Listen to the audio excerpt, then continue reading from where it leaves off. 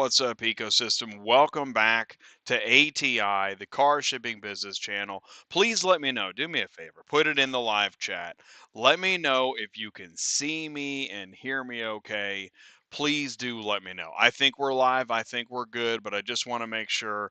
I'm in the middle of my remote live test setup, and I am doing a full 2-hour Tuesday night show from remote setup, and I'm discombobulated, and but it's got to work. It's got to make sure everything's plugged in, and it's mass craziness. So do me a favor, please let me know if you can see me and hear me okay, and let's move forward. So, my goal every Tuesday night is to bring you another trade show level business presentation to you wherever you are, because your business deserves the latest in transportation news, and there's more of it all the time. And so to do that, what I do is I put together a full presentation. And here's what I want you to do: is I want you to know this is that you can skip ahead in a few minutes. I'm going to give the welcome show lineup. You're going to know what to expect if you're watching on demand. You'll be able to click on the clickable video time codes in the links below this video. You can skip ahead, go to the parts that most apply to you. We have a heck of a show tonight. Ty Thompson, Cars on the Move. And so to help, what we're doing is, okay, auto transport business growth. Okay, if you're a carrier, bigger and better equipment; as a broker, educating shippers; as a dealer, accurate quoting and real expectations and auctions; better physical access for the carriers. We have a lot to talk about, and to lead the discussion is Ty Thompson of Cars on the Move. We also have your DOT guy, Brian Riker; Lionel Yates, CY Financial Solutions with insurance; Mark Groteke, SuperFlo Systems; Skye Haulman, One Auction View; Kandy Mar, Jacksport Storage; Ron Lorenzana, NYC Traffic; and Lawrence Moore, Professional Car Hauler. It's a heck of a lineup. So do me a favor, please join the live chat, ask your questions, share your thoughts, grow your business, because it's Tuesday nights live on Auto Transport Intel. I'm Jay, your host. Welcome back to the show.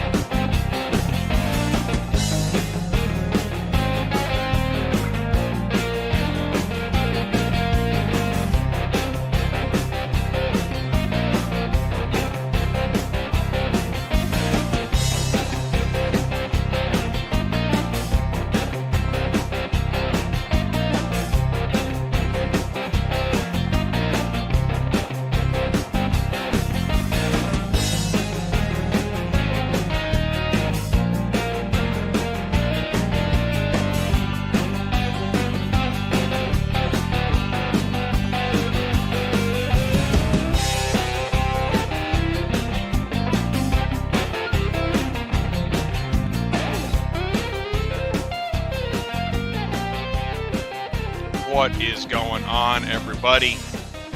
Welcome back to Tuesday Nights Live on Auto Transport Intel. I'm Jay, your host, and I really do appreciate it. Hey, I'm not Ty Thompson on the Move. This show is Ty Thompson on the Move, featuring Ty Thompson. Let's do this. Let's go to the welcome show lineup. First, I want you to know that you are welcome here. I got my cowbell around here somewhere. Oh, here, yeah. Thank you so much, Ty, buddy. Thanks for ringing the super chat cowbell. First super chat cowbell with not only Ty on the move, I'm on the move, we're all on the move. And so thank you, Ty. Wait till we get into what's cool is we had a couple emails right before the show of people that I don't know if they've ever emailed us before. And they're looking for some coaching for folks that, startups, to do it right. What's up, Chris? Ringing the super chat cowbell. Thank you, Chris. Yes, we are here to help with accurate information, and we know that maybe we've bitten off more than we can chew. I don't think so, but it's possible. So we'll do that. We'll go into the live chat. Gosh, I'm getting ahead of myself. Please do say hello. Please put it in the live chat. Please make sure you stick around for industry news. That's in about 10 minutes. I've got so much stuff to get through. It's going to be a packed half hour. We're going to bring in Thompson. He's on the move. He's going to talk more about his coaching and really what's going on now is it's not the same old. This isn't your granddaddy's coaching. A lot is changing, and so that's a big part of the message and the schedule. Because what we're going to do is we're going to bring in Brian Riker, your DOT guy.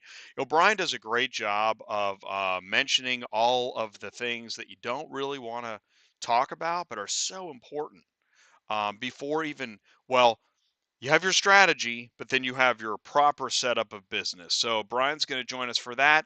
Lionel Yates is here to talk about insurance. Everybody loves insurance. You hear that buzzer okay? So yeah, so Lionel's here. Lionel's like, really? I got a buzzer? I mean, I'm not even on the show yet, Jay. You just said my name, you hit the buzzer. Sorry, Lionel. We're so glad you could join us. Let's see here. Welcome show lineup. And then we're gonna bring in some tech. We got Mark Groteke of SuperFlo Systems. We've got Skye Haulman, One Auction View. Tech is a huge part of an auto transport business today. Can you actually do business today without having to touch technology? I mean, yeah, I guess you can, but your clients aren't gonna love that. So we're focused on technology, and then we're going to bring in Ron and Kandy and Lawence. It's just going to be this is a huge show. We're going to run late. So, yep, microwave those burritos, Travis, and get everything ready. Do me a favor. Don't forget to go to autotransportintel.com, click on sign up, become an ATI insider, talk to Ty, get on the email blast, let us know how we can help you. Here's how you can help us. Do us a favor. Go ahead and hit that like button. Thank you so much. And you can click share, click copy, grab that YouTube link. It splices, it dices. Does it seem like I'm doing like a infomercial? Talk to my friends. They know that's how I sound like this all the time. It's a problem. But please do jump in the live chat. That's where we're headed next. Let's go into the live chat right after this. Stick around because we're going to be right back. The ACV Transportation team is always looking to expand our network to safe and reliable carriers. As an ACV carrier, there are many perks that allow us to become one of the fastest growing carrier partners in the nation. ACV carriers have access to our job board with thousands of new jobs listed every day. You do not need to pay for access, and every job listed is exclusive to our carrier partners. Interested in a job? While you stage a job on the job board, no other carriers have visibility to that job for 15 minutes, giving you the time to make the best decisions for your business. Get paid within 1 to 2 business days. Our jobs are exclusively dealer to dealer, which means no more walking in large auction lots to find the vehicle you're looking for. Be one of the thousands of carriers who grew their business in partnership with ACV.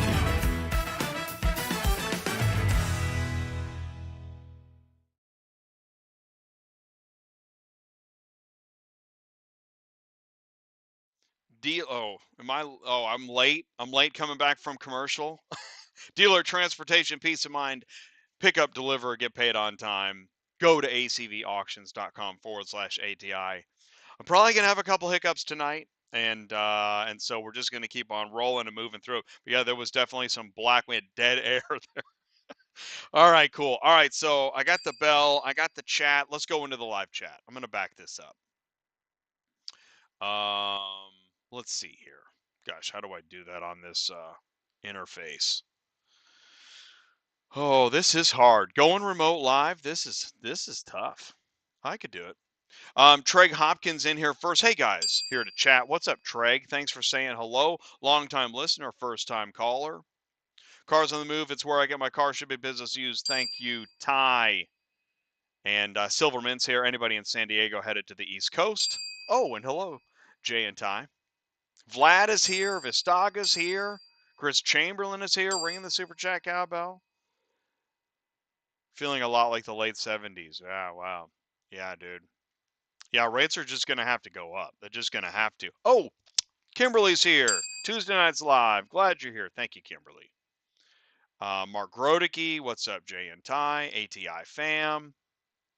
LAI. Oh, John. LAI Auto Transport in the house. Darren. Secure Auto is in the house. What's up, Darren? I rarely leave the house without a cowbell. Oh, I dropped it. Let's see. Jay, thanks for another page for my notebook from the ATM members as well. You realize that do you know that if you, I did drop the cowbell, it's somewhere. And if you super chat, I'm going to have to find it. Ah, nuts. Let's see here. Oh, Keenan is here. What's up, Keenan? Yeah, actually, yeah, this is a Max Headroom video you're watching. I'm not even here. It's one of them newfangled robot deals. What else do we have here? Oh, JT. What's up, JT? JT is in the house. Travis Smith is in the house. What is going on? Awesome. I'll tell you what, 712. I've got so much stuff in industry news. It's ridiculous. So I'm not closing the live chat. The live chat will be open all night long. But I've got to move on to industry news. We're going to do that. So here we go. Stick around after this. Industry news coming up next. Transport Auto Quoter is by far the leading auto quoting software on the market and the only auto quoter with a pro version that comes preset with accurate pricing for anywhere in the U.S. So you don't have to worry about it. The best part is that no change with your current software is needed. Just plug TAQ in and start booking jobs. Carriers can easily plug TAQ into their current websites and start making money right away. I bet you're wondering how we do this instantly and accurately 24/7. Well, constant analytics is the key. Our Price Watch team is constantly monitoring current market conditions, paying close attention to seasonal and quick-moving industry changes. At the end of the day, it takes a lot of time and data to maintain good pricing, time that most of us just don't have on a daily basis. So free yourself up. Using TAQ Pro is really a no-brainer.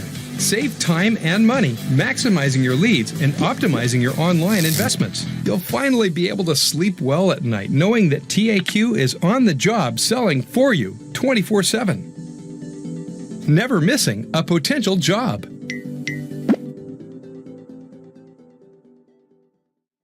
You need an auto transport software and broker shipping CRM that you can trust?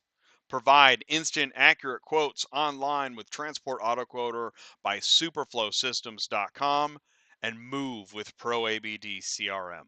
Visit SuperFloSystems.com. Links are in the live chat. Awesome. Awesome. Okay. Well, and by the way, you know what? I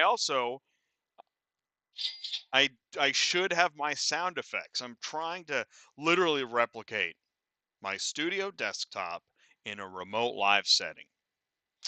Industry news. Here we go. See if this works. By the way, I'm going to roll a video. See if this works.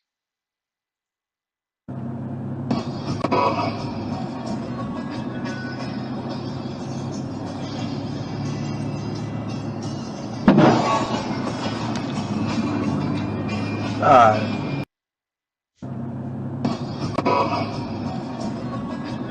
mean, it's awful, but that's freaky, dude. Whoa. So freaky. So, that video is called Change My Pants.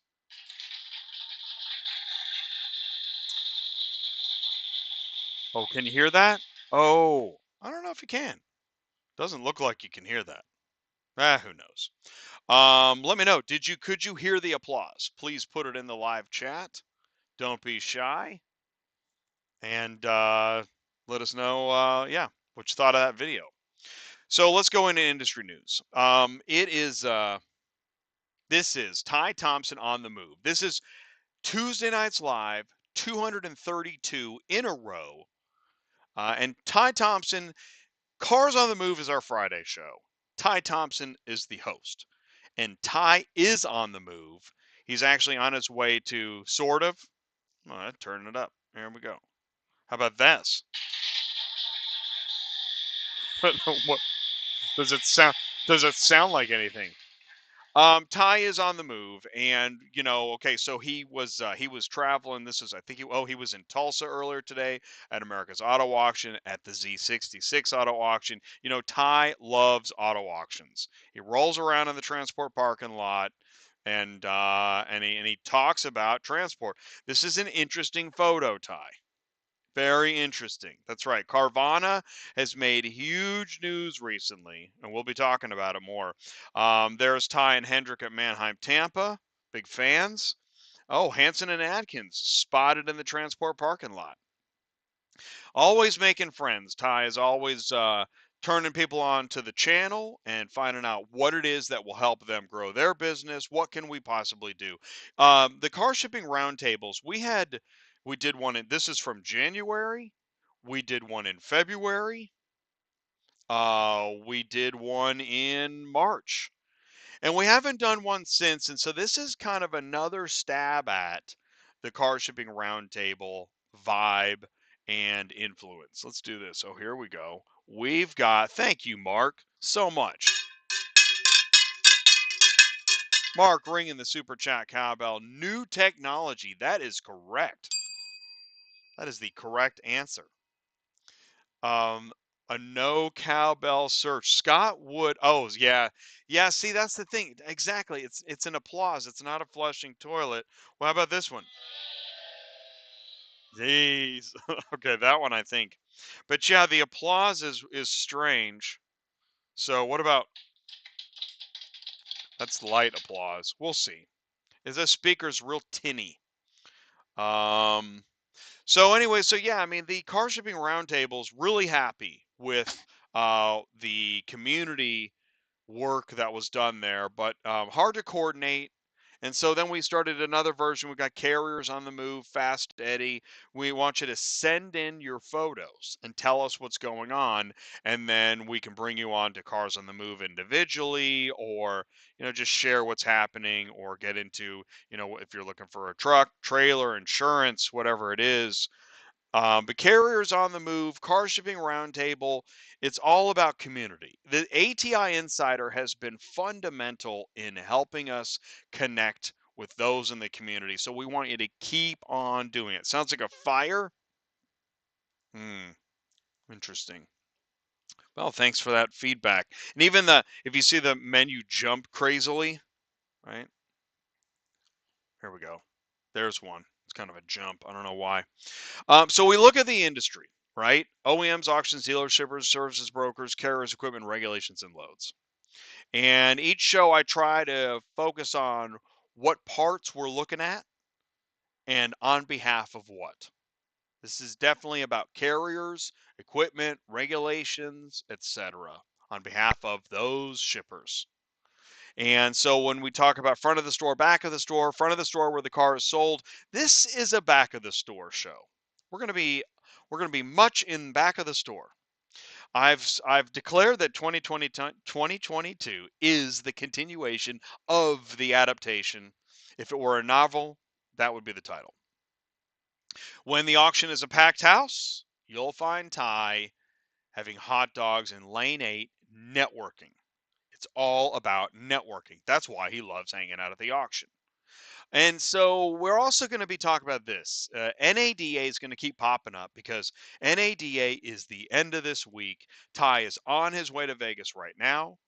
He'll let us know where he is. I think he's in New Mexico. And left Kansas City or Joplin, Missouri, or whatever, Missouri, yesterday, driving. And NADA at the end of this week, it may not seem like a big deal. I'll tell you what, I'm going to let you in on a secret. It actually is a big deal in that there's this new announcement coming out, Toyota Project ETA, where they're talking about OEMs are in the dealer rice bowl, and talking about solving the "where's my car" problem. OEMs are talking about this. OEMs are in auto transport now. Say it ain't so. So NADA is a big deal.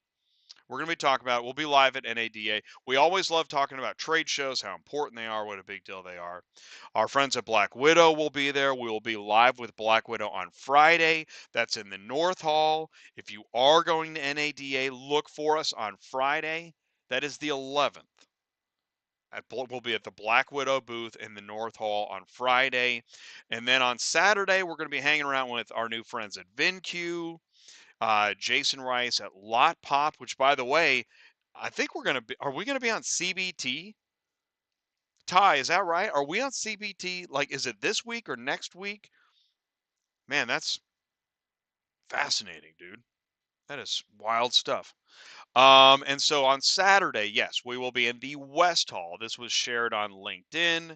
And yes, so we're going to start off at VinQ around 11 a.m. Vegas time. That's Pacific, 1 Central. We're going to there's Rapid Recon, Lot Pop, Black Book, and then we're going to end up here by the arrow by Ty's face. That's Max Digital. It's going to be cool. And so I've been making my list. I encourage you, so what you do is you go to nada.org, and then you find the show, because there's NADA, the association. You go to NADA, the show, and that's show.nada.org. And then you can start looking for the exposition floor, and you can start mapping out who do you want to go see. You can add companies. It's got your booth numbers. Anyways, I realize almost nobody's going to be doing this, right? And you don't have to. I'm telling you what we're doing, and then you can just watch Auto Transport Intel, and we'll do all the work. Look at this. Pre-owned Auto Logistics is going to be there. Check that out in the North Hall. That is cool, dude. Auto Sled's going to be there in the West Hall. See? I'm telling you. Ship.Cars in the North Hall. All right. And if that doesn't do it for you, here's a photo of buckets of keys at a dealership. I love this picture so much. It says so much. Wow, I wonder how many buckets are going to be renamed Carvana. Okay, Jay. We're going to be live at the end of the week, NADA show 2022. Look for this. When you see this photo, you know we're about to go live. Oh, good. Scott Wood's going to find us Friday. Awesome. Scott, Ty. Okay, so I'm not going to be there. Just want to clarify. I won't be there. I'm actually going to be here. I'm actually going to be at the desktop in Studio One. Ooh, I like the way that sounds. Ty will be live at NADA on Friday in the North Hall, on Saturday in the West Hall. Links are on the Auto Transport Intel YouTube homepage. Scott, here's the deal. Anybody here's the deal. Hey, Pull Dog's here. What's up, Pull Dog? If you want to say hello to us live, send me an email, autotransportintel@gmail.com, and we can add you to the Zoom meeting. You can ask questions. It's a pretty open invitation. I just have to make sure I do some things at certain times, but it's there. So that's the thing. We really do want you to be a part of the community and what we're doing, what we're learning, what we're sharing. Cars on the Move is our Friday show. There is so much to this show. Did you see when the lot was full? We had Ryan Miller. He works in repossession. He was on the show. Hendrick was on that show. Party at the Port with Kandy. Again, Hendrick was there. We met Chris. Is he a boat captain? Then we have Carrie with Corey Auto Dealers Exchange in Pennsylvania. That's an auction. She's a GM. She joined us on a Friday. I'm telling you, this show is off the hook. We had Michelle Hutchinson of Ship Your Car Now. She did New Shipper Toolkit on a Friday. Over just a week and a half ago, we had Car Selling Odessa, like breaking news on the melting block of ice. There's so much going on. Have you seen this blog, Auto Transport Business Startup? you can actually I know, right? Live, too scary. Um, you can actually, did you know that you can Google auto transport business startup? You'll find this blog post, and I put it together. That was fall of, I want to say 2017. Oh, wow. That was fall of 2017. And I did that with the help of owner operators and car haulers that I knew, some other business professionals.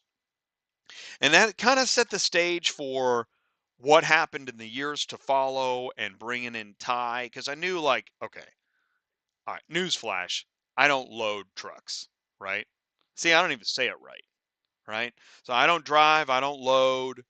But what I do is I surround myself with experts so that we can build this media community to help auto transport move forward. I didn't know there'd be this many changes already. I'm not completely surprised, but thank goodness I started the channel when I did. So, and this is where the community comes in. I mean, I pour over Facebook, Instagram, LinkedIn, reading these posts. Like Ziggy Keller says, minimum 2 to 3 years. Here's one. Are there any companies out there that other companies that do auto transport insurance? Good question. How about entry level driver training? Are you up on this? Did you know that there's now a baseline for training requirements if you're going to get your Class A or upgrade to a Class A? Um, how much do car haulers make? This is actually, so this is what's really interesting is it seems like when I started this channel, it seemed like this was all that I saw is you'll get rich and this and that. Because that's what these videos are. I mean, most of these videos just tell you how much money you're going to make and why you'll be successful and or I don't know, whatever. So I thought, man, we got to get beyond that, right? Let's look at equipment. Let's talk about, I mean, what's real? What's a real number? Because like this, 18K a month non-CDL 3 car. Are you serious, man? You're talking gross. Now, it's not that it can't be done, but it certainly shouldn't be assumed that that is normal. That's not going to be every month. You're going to have some down months. There's no way. Real question, why would anybody expect customers and brokers to pay more to small carriers to stay profitable? Good question. And this goes into the 9 car discussion, which Ty likes to talk about moving up in size of your equipment. How about central dispatch prices? Right? This has been a major topic for so long. It still remains a huge topic. But is central dispatch the problem? Is other people hauling cheap freight the problem? What is the problem? Right? And that's another reason we like to talk to Ty, because when we get hooked on the load board, maybe that's the problem. I mean, look at some of these rates, right? Florida to Illinois enclosed trailer. And we know we got to use, man, got to use load board. Everybody uses load board. Shoot, man. Midsize, nationwide auto transport businesses, they use load boards to fill in loads. I get it. But if you stare at this all day and this is your only business strategy, now I understand why that's a problem. That is not good. That's not going to be you're not going to be happy with that. How about this? Oh my god. You know, normally I try to fuzz out some names and stuff, but like that's a real load and that's messed up. See, that's messed up, man. That's a red card. And that's why you got to tune in to Dispatching Live on Thursdays. Here's one. Car haulers, we need to force these brokers. There we go. Yeah, I've been reading that for since the dawn of time. I think there were cavemen hitting each other with bones, and one of the cavemen said to the other one, "Can we all agree to stop letting crappy rates get accepted?" I'm pretty sure. And the ratings history, oh my gosh. Look at this guy's ratings history. I now this I fuzzed the name out because I just felt sad. An 81.5. Now, does it matter? 19 negatives in the past 6 months. Only been a member since 2018. Wow, dude. That is crazy. I bet the pandemic helped his ratings go up. And then on top of everything else, as if there wasn't enough to worry about, you got road check blitzes just waiting for you, right? You ain't going to be able to turn that thing around. He sees you. The next one is May 17th through 19th, focused on wheel ends. Wheel end components support heavy loads carried by commercial motor vehicles, maintain stability and control, and critical for braking. So do not drive around with bad wheel ends in mid-May. Send in your comments. Always, please do. Send it to autotransportintel@gmail.com. Bulldog, I see 4 or 5 singles pay more than 9 car loads all day long. I agree with you, Bulldog. I agree with you. That's right. And thank you for putting it in. And the live chat is open for any comment. You can say anything. Share information, criticize information, poke holes. Let us know how many burritos you've had during the show. It is how you get your car shipping news. It is on ATI. Okay, here we go. We put it up on the big screen. Gosh, we're only a few minutes late. That's actually really impressive. I'm surprised. What are we late for? Ladies and gentlemen, does that sound like a drum roll? It is time for Are You a Car Shipping Guru? We were going to play Ask Larry. All right, so we always have 5 new questions on a Tuesday night. We'll keep it moving. Question 1, here we go. If you will be completing only intrastate shipments, you will not be required to have a DOT number, MC number, insurance policy, or an ELD. Intrastate shipments only. Okay, all right. Do I have a pen? I got a pen. Great. I think I got this one. I do believe. And feel free to help me out. Put it in the live chat. This should be this should be like the easiest question for many. But anybody that doesn't, yeah, I know, right, Ty? This is a family show. This is a total family show. We used to have kids dancing during the ending credits. Whatever happened to the good old days? I mean, not here in the studio, but all right. All right, I'm going to keep going. Question 2. Here we go. What is the most appropriate carrier pay amount to ship a non-running 2019 Kia Forte from Brownsville, Texas to Ohio City, Ohio? Is it 510, 745, 1035, or 1405? All right, here we go. Now, this one, you don't want to lowball this stuff, especially now. Have you seen the gas prices? I mean, right? That was like so Captain Obvious. You don't even need to. Oh, nobody cares? Oh, I forgot. Kia Forte, Brownsville, which is down south to Ohio City. Shoot, man. That's got to pay at least $1,000. I'll bet I'll tell you what. It's going to be 1035. That's what it's going to move for. That should be wrong, but that's what it's going to move for. Because that goes back to the whole can't we all just get along? No. Somebody's going to haul this. Somebody's going to put it on their, I don't know, who knows. They're going to shove it. Somebody's going to shove it in a dry van for 1,000. That's exactly. Thank you. Oh, Darren's got 745. Yeesh. Oh, dude, it's non-running. Come on, Darren. Right, Darren is, yeah. Texas is hell. Oh, shoot, man. I'm still going with 1,000. It's non-running. It should be more. It should be 14. It actually, I hope it's 14. That better be 14. All right, here we go. Question 3. Which of the following is also called an operating authority? MC number, DOT, BOC3, or is it your insurance policy? Okay, great. I think I got this one in the bag. I don't know. Question 5 is going to be hardcore. But these are great questions, Larry. You know, Larry is the transport auto quoter llama working for SuperFlo Systems. You see it right there. Go to superflowsystems.com. I feel like I'm narrating like a golf tournament. And he's walking up. His pants are starched. There's a bit of a wind out here.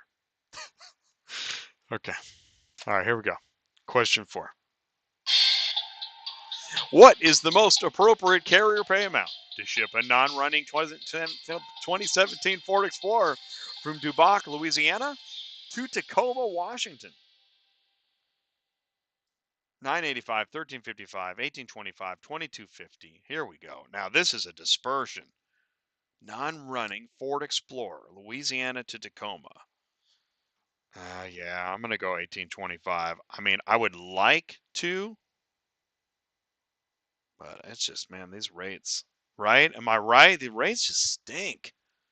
Is it me? I mean, me and Sue have been looking every Thursday. We look at the load boards, and the rates don't go up.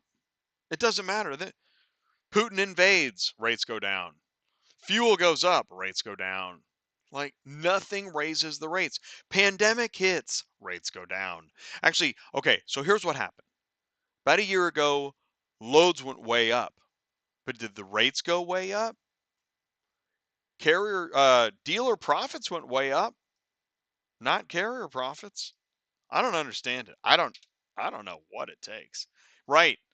I agree with you, Darren. It should be 2250 because of the mountains. I hope it is. I really hope it is. Do I think it is? I don't have a lot of confidence in it. But I get them wrong. I hope I'm wrong. I better get some of these wrong. Oh, whoops. Here we go. Question 5.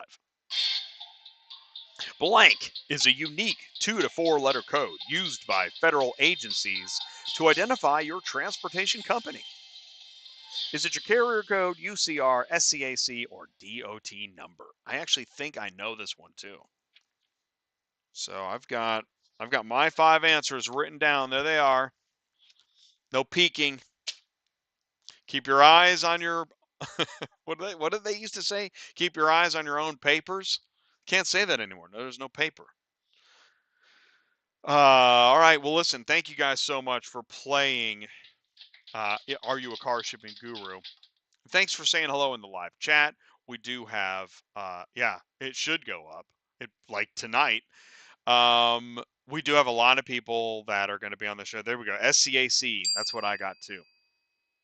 Which actually I learned. I think I learned 1, 3, and 5 when I was putting together that blog post. I learned a lot. That's actually the what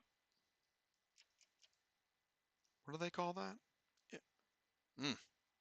The genesis of many shows is I'm working on learning something or developing knowledge or sharing something, and through the process of creating that content, I get to learn too. Call that a win-win. Anyways, here we go. We're at the end of that. So we're going to go to here's what you want to do. Go to autotransportintel.com, click on sign up, become an ATI insider, and it is now time. Now I had no room on my table for my ELD punch. So do me a favor, swig your punch. Right after this, we're going to go into industry news part 2. Gosh, we're only halfway through. Long show tonight. Strap in. If we can capture pictures of the car in under 10 seconds, and you can capture more of them per minute, well, then you're going to have more of those online, and you're going to have more buyers seeing them sooner, and that's going to equate to more revenue.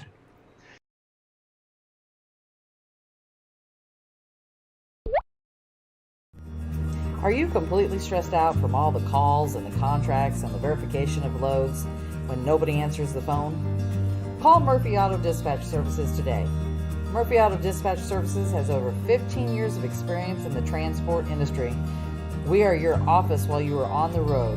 We book, we verify, and we bill out your loads for you.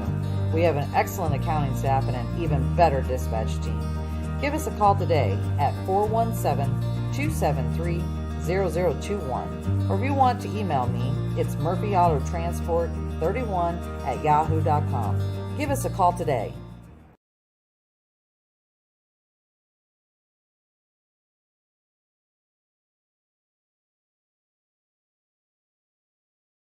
Need help staying loaded or moving a car? That's the voice of Sue. She's my co-host on Thursdays. She runs a fully licensed dispatch office, and she wants to help you. Visit murphyautotransportservices.com and be sure to tune in on Thursdays to Dispatching Live. Got some more information about that coming up next. So let's go into part 2 of industry news. Yes, it's the gas. It is, the price is going way up. That's the Loves in, where is that one at, Ty? Put that in the live chat for me, buddy. Ty shot that one. So diesel's up to $5 there. Oh, this was, I guess, maybe before that other one. And I know we got another. Look at this. This is California. This is a guy said, how do you California drivers do it? Diesel is $6.13, dude. And you should say, wait till we got in a minute. We got some California rates, dude. There's no way you're able to cover $6.13 a gallon. Gas is higher than some of y'all's credit score. Chevy, dude. Even regular people. And here, you know what? Here's the good news. Finally, a reason why regular people, aka shippers, will understand what carriers are talking about. Yeah, I believe that. Shoot, man. They were already 20 grand above MSRP, and now they got the, yeah. Somebody's be like, man, what's that solar car do? American consumers struggling with the highest inflation in 4 decades and an average cost a gallon of gas surpassing $4 a gallon, highest since 2008. It's everywhere. Diesel prices jump a quarter per gallon a week ago. Diesel skyrockets 74.5% in 1 week, record high. And yeah, you want to do a comparison? Let's see here. Higher than ever. There ain't one arrow headed downward. Not one. Yeah, pretty sad that diesel fuel is over $4 now, and the state is checking our fuel at the stockyard to see if we're running farm fuel. Now that there, that she's checking his fuel. Man, what happened, dude? Oh my God, she's writing him up. She's getting a, holy cow, that's real. Okay, so here's the big announcement at NADA. Toyota Project ETA, meant to make it easy to track the vehicle you've ordered, right? You know, because no one's ever thought of this before. Oh my God, we should track these cars. That is a great idea. And Toyota wants to make it easier to figure out when that vehicle actually will show up at the dealership. And it's interesting too, they said, you can't see it, but they said show up at the dealership, right? Yeah, yeah, for now. No problem. With plans to roll it out, Toyota retailers during the annual convention, NADA, among other things, it'll provide dealers and shoppers with more accurate information and alert them if there's a delay. It's called a pizza tracker. Let's just call it pizza tracker. That's what it is. It's a pizza tracker. Your car is in the oven. Your car is out of the oven. Your car is being boxed. Your car is in the ocean. It would be great to have some transparency so that we could tell a customer that their vehicle is going to be here in 2 weeks, 10 days, 4 months, whatever, but be able to update them with something. Again, we don't have any more information than that. And so here's what's so funny, right? ATI at NADA. Hi, we're the Auto Transport Business Channel. Oh, you guys are talking about oh, we can't. Oh, okay.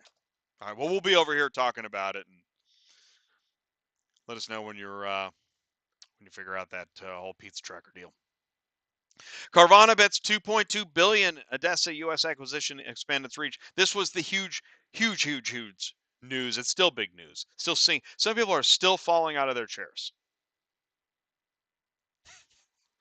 But my favorite is, oh yeah, speaking of pizza tracker, let's do some next day delivery. That'll be easy. Everybody's just, man, it's just so easy. Yeah. So while you're working on that, can I get another like $25 for gas? No? Okay. Uh-huh. Alrighty then. And Ty took this. This is a picture of the trucks at the Odessa parking lot. Wait a minute. I thought Carvana was. Oh wait, Carvana is buying it, but it's full of room trucks. All right, that totally makes sense. What are they getting all their cars out of there before the hammer comes down? Speaking of hammers coming down, what is this? You never want to see this. All right, this is a face page of a lawsuit, also known as the complaint. See, there it is, complaint. Federal in United States District Court, Central District of California. Impossible to keep up with those courts and what all that means. But this is it. This guy, Charles Larry Cruz, is suing.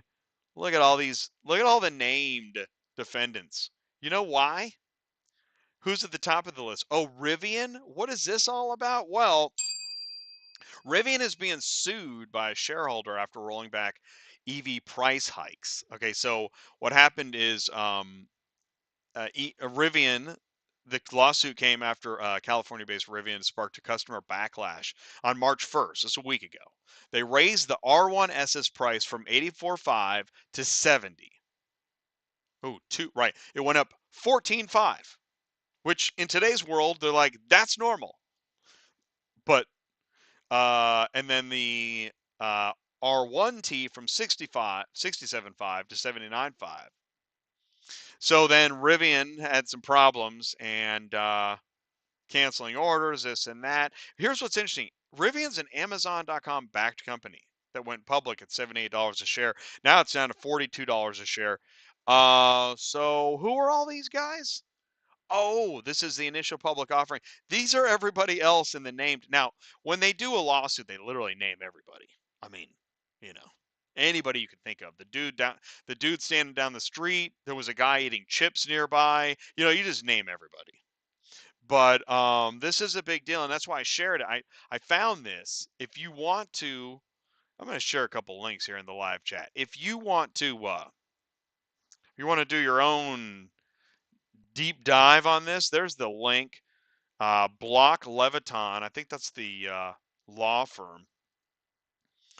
And yeah, interesting stuff. Interesting stuff. Yeah, and I just put that in the live chat. There you go. That's the link to the Rivian lawsuit. Have a good time. Automotive Marketing Conference to tackle Ford's direct-to-consumer EV strategy. Gosh, I thought this was an auto transport business channel. Yeah, it is.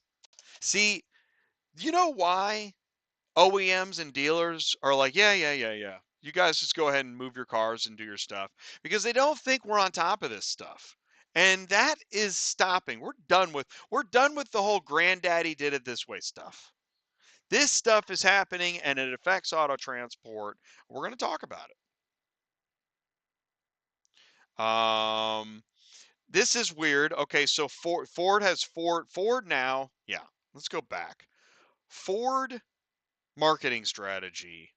So they have now two distinct business units.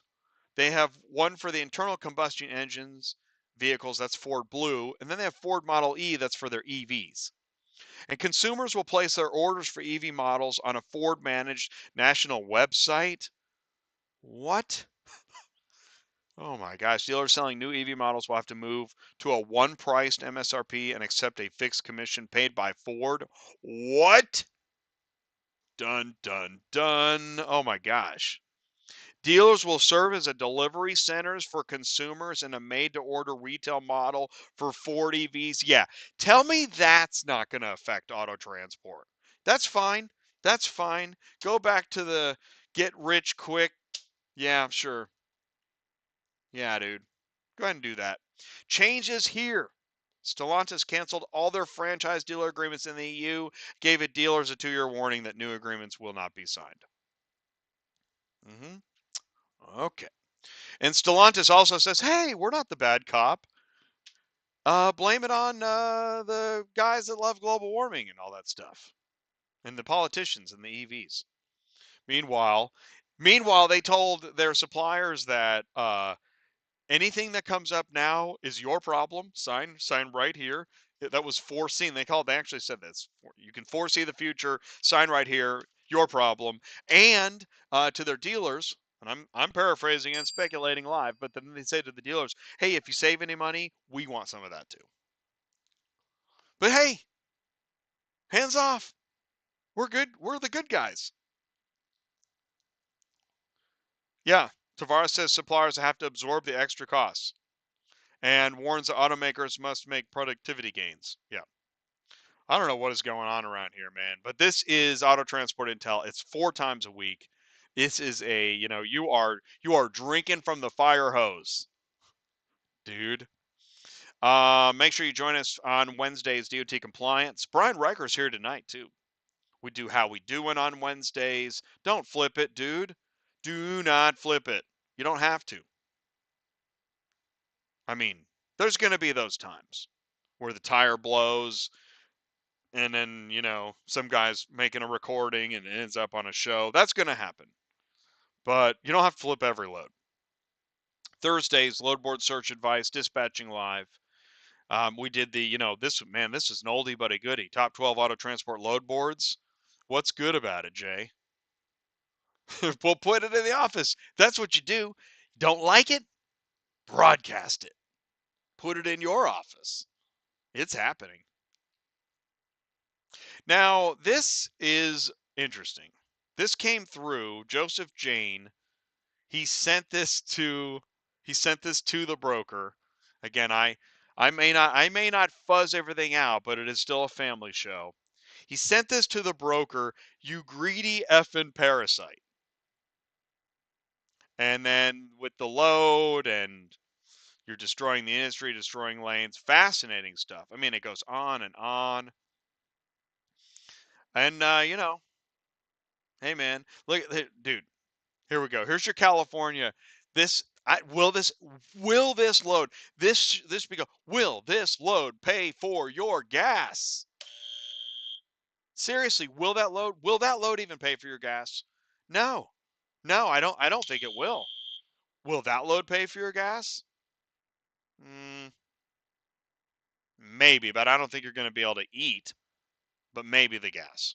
You're just drinking water from the garden hose out back. Yeah. No, you're not. Definitely, I don't think you're paying for the gas. Put it in that live chat. Let me know.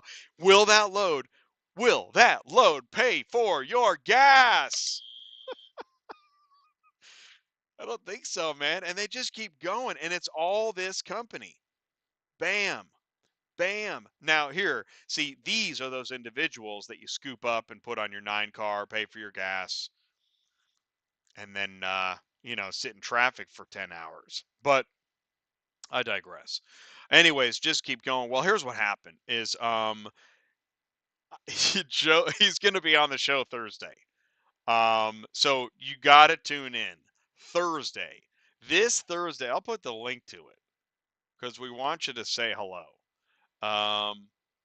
Here's the link to Thursday's show. It's called You Greedy Parasite, and it's on Dispatching Live on Thursday at noon. There's the link in the live chat. We would love to have you guys say hello and support Joseph Jane and You Greedy Parasite.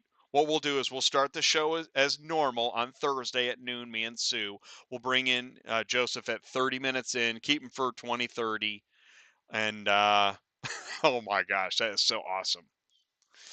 Cars on the Move, dealers, auctions, and carriers. That's what we connect. That's what Ty connects. That's what he does on Fridays, Cars on the Move. We had Will Morris on Friday, the car auction coach. People love Will Morris. Am I in the way there? Yeah, I'm in the way.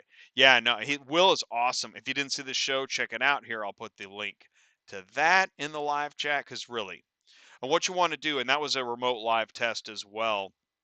And what you can do is just go to about halfway in the show. Check out the in the time code links. As I say in the beginning of the show, the time code links in the description. So you can go check out the time code links in the description and click on it. Just go listen. It's absolutely true. Oh, this stuff doesn't. Oh, wait, that's wrong. This stuff doesn't affect auto transport. Oh, okay. We'll be live from NADA Friday and Saturday. We know that. Ding. We're going to be live from Car Conference near the end of the month. That's why I'm doing all this remote live testing. So, hey, good news. The stream hasn't broke, has it? Uh-oh, don't do that. I don't even have any wood nearby. But we're an hour in. I think we're okay. Let me know if you can see me and hear me okay. Hey, what's up? Carlos? Carlos is in the building. Car Conference is March 22nd through March 24th. Here's what's so cool is I am moderating a panel on March 24th, an afternoon auto transport panel. Joe, Midwestern, John, Ship Your Car Now, Jose, Location Services, Dana, pre-owned. That is going to be amazing, and they've already written an article about it. You can check it out in Vehicle Remarketing magazine. That is at vehicleremarket.com. It's going to be great. Man, I'm really excited about going live there. We're going to do a live show, Car Conference Energy, next Tuesday night with many of the folks that are either on committees or part of CAR, part of NAAA, part of IARA. Man. Oh, you knocked. Mark Groteke knocked for me. Thank you, Mark Groteke. That deserves a cowbell. Thank you, buddy. I appreciate that. Okay. This is the Car Shipping Business Channel. My name is Jay. I'll be here all week. Might even be here next week. It is now time. Excuse me. It's time to. Oh, good. We're only an hour in. We're gonna bring in Ty at. Oh, I want to share this too. Excuse me. Go to. There it is. If you want to chime in on Joseph's "You Greedy Parasite" post, I just put it in the live chat. There it is. It's on Facebook. Chime in. Tell them you saw him on ATI. Tell them you're going to be there Thursday. Really, this is going to be an awesome show. All right, here we go. Stick around because right after this, we're going to be live with Ty. We'll be right back. Is your current vehicle imaging process producing inconsistent images? Frustrating? Time-consuming? At the mercy of another vendor's schedule? Well, it doesn't have to be. Black Widow Imaging provides a simple system to capture high-quality images of your vehicles in seconds. Simply align the driver's side tire with the floor stripe. Stop on the floor plate to scan your vehicle code and capture the exterior images. It's that easy. It's also equipped with an interactive 360-degree interior camera option so your customers don't miss any details. The results are fast, consistent 4K images that are delivered to your website in minutes. Let us show you how easy your imaging process can be anywhere in the global supply chain. Visit blackwidowimaging.com to schedule a live demo. All right, welcome back to Auto Transport Intel. So I'm definitely trying to stay combobulated. Got a big show coming up, and I think Ty is joining right now in the Zoom room. Don't forget, capture more automotive business profit with Black Widow Imaging, high resolution 4K images for OEMs, auctions, dealers, rail, port, fleet, insurance, transportation, and more. Schedule your live demo. Really, schedule your live demo. Go to blackwidowimaging.com. You'll be glad that you did. All right, so Ty is putting the final trimmings on the tree. He's getting the turkey ready, getting the candy ready for all the trick-or-treaters, etc. It's an annual event. It's a one-time deal. Actually, it's not a one-time deal, and it's a regular event. But we're happy to have Ty here. Ty Thompson on the move. Ty, can you see me and hear me okay? Hey, Check, check, sure can. check. Things just fell apart right there. You know that. Oh, you know what? Let me turn this on real quick. Go Okay, ahead. you're good. All right, no, you're good. Say hello in the live chat. Okay, yeah, please do come in here, say hello. And actually, just read this. Darren said, "Heck yeah, load boards. That's a two-part family show. You stumbled on you on YouTube or moving rollback for Rivian. Ooh, yeah, check in with him. All right, so here we go. Ty, you can see me and hear me. Okay. Yes, sir. Check. All right, Yes, cool. sir. How Cool, about man. you? Can you see and hear me all right? I can see you. I can hear you. What is going on, man? How you doing? Oh, man, it's been a whirlwind. And it always goes back to ATI, right? You guys hear me talk about ATI and what it means to me, what it means to the community. And one of the things that I get excited about is Jay's put in a lot of work on this show. I mean, a lot. Like nobody, maybe other than myself, understands exactly what Jay does. So thank you, Jay, for your hard work and all that you do for this channel, for this show. It means a lot. And the reason that I bring that up first is because now I can start telling you some cool stories because of ATI. So I'm going to tell you a long set of stories that are all connected to ATI, and then we're going to start talking about business. So I'll try to keep it short, all right? What we've got is we have these YouTube videos talk about car shipping business, okay? People contact us through email, and my phone number is always everywhere. So I get a random email from a guy in Germany, Hendrik. You guys hear me talk about Hendrik, you hear me talk about equipment. We're going to talk about equipment a little bit later in this conversation. So Hendrik decides he's going to fly to Kansas City to meet Ty that he found through Jay on ATI. We hop in a truck and we head to Florida. Hendrik wants to bring his trailers to America. We got a connection there in Jacksonville, Kandy, which I love Kandy. Okay, now I'm going to stop here and I'm going to tell you a quick story. We're doing Party at the Port with Kandy, Seaport Services, Ty and Hendrik. We're there and we're meeting people. And we also had on that day, if you remember, Jay, we had a special guest, Keenan. Keenan, I was a little confused in the beginning because I thought Keenan had actually went out and bought his own truck and was starting his own business. And I was a little confused in the beginning. Figured it out. Keenan is a driver for United Road. Keenan was a loader for Carvana. You following the story so far? Yes. Okay, so loading car, he knows how to load. He's got to get a CDL. And now he's got a CDL, he's got options. He knows how to load, this is an interesting story. And I'm going to give Carvana some credit here because this is really cool.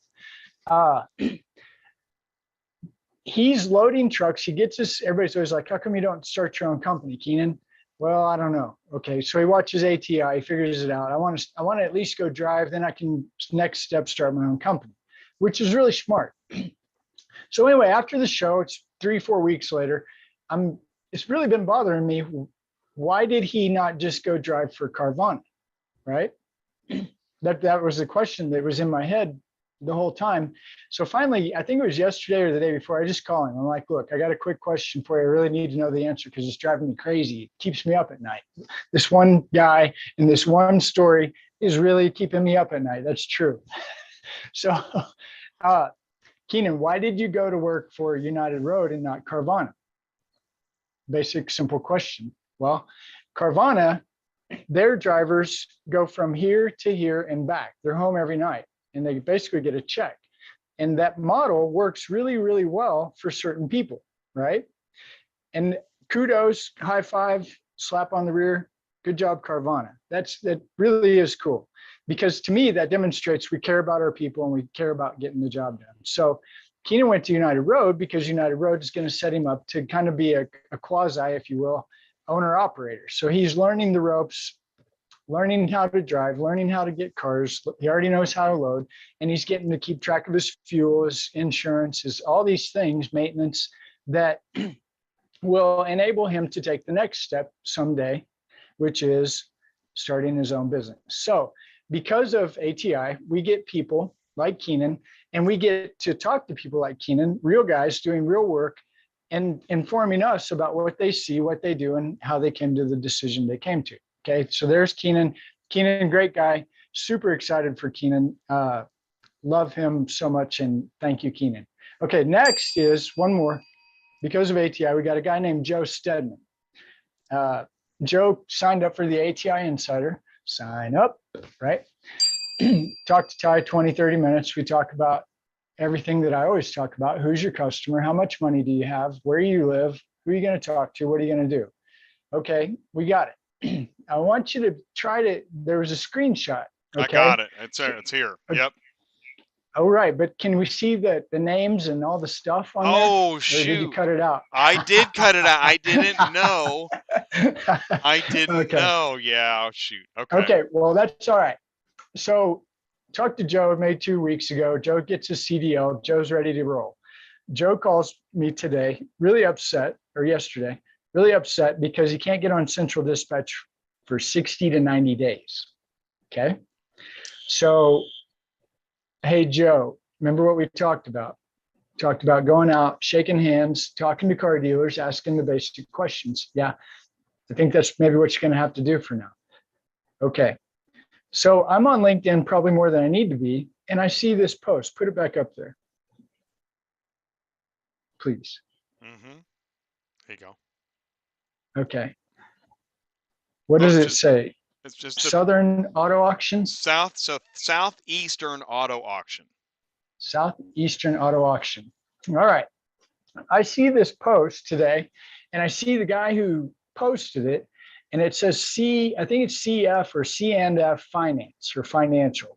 And then you start looking at who liked it, and you start looking at who the guy is, and I'm like, wow, okay, cool. Well, Joe shoots me a text. He's like, hey, I got a hold of this auction today. They sent me over an Excel spreadsheet and told me to give them quotes on all these lanes. What do I do? I said, okay, well, do this, do that. And didn't think anything about it. And then he said something about the auction. I thought, wait a minute, I saw this auction today and I saw this post. So here's where I'm going. Okay, I'm setting this up for who's coming on next, Brian, and the next and the next and the next. And I'm going to talk about, obviously, for just a few more minutes about cars on the move, what we're doing and what ATI is doing. But the point is that Jay was tapping on it in his information highway. And what he's tapping on there is there's more to this business than just what truck do I need, what trailer do I need, what load board do I need. Those are all very important parts of this business. Don't get me wrong. But before we decide some of those things, I feel it's real important to decide who is our customer and what are we doing, right? Real basic. Who is my customer and what am I doing? I get to talk to these people all the time. They call in, they're either in the business or they want to get in the business. And when you start talking about it, that's why I'm so happy. I never get tired of having the same conversation with different people, if that makes sense, right? So, because I really do care. And I really think that ATI, Cars on the Move, has an answer that can now honestly help everybody in the game.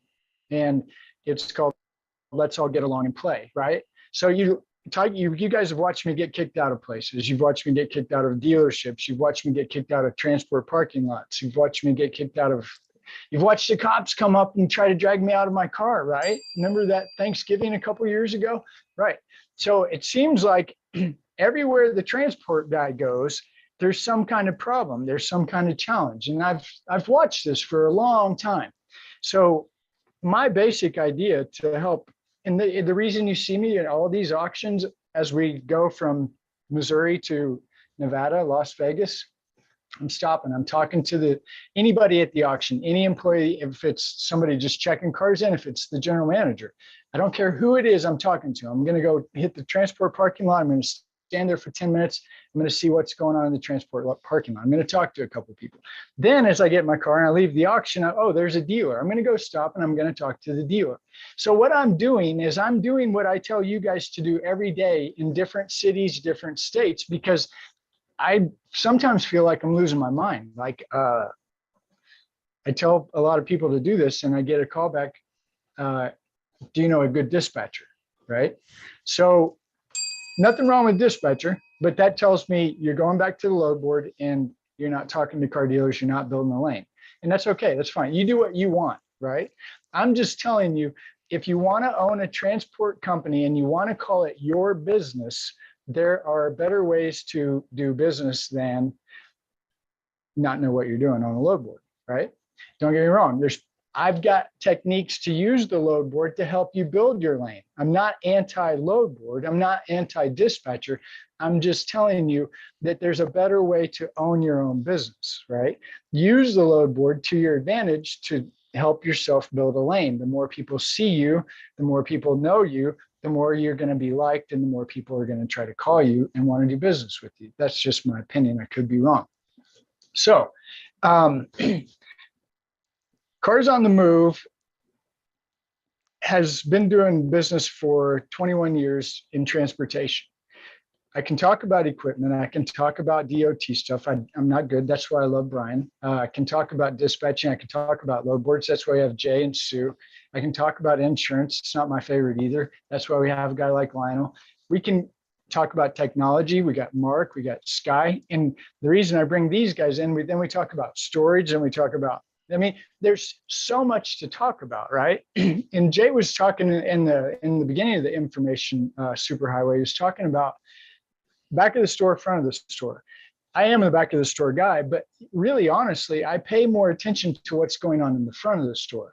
So why do I pay attention? Because if I'm going to go build my own business, build my own lane, have my own client base, have something in 5, 10, 20 years later that has some kind of value, the value here would be people call me and want to do business, right?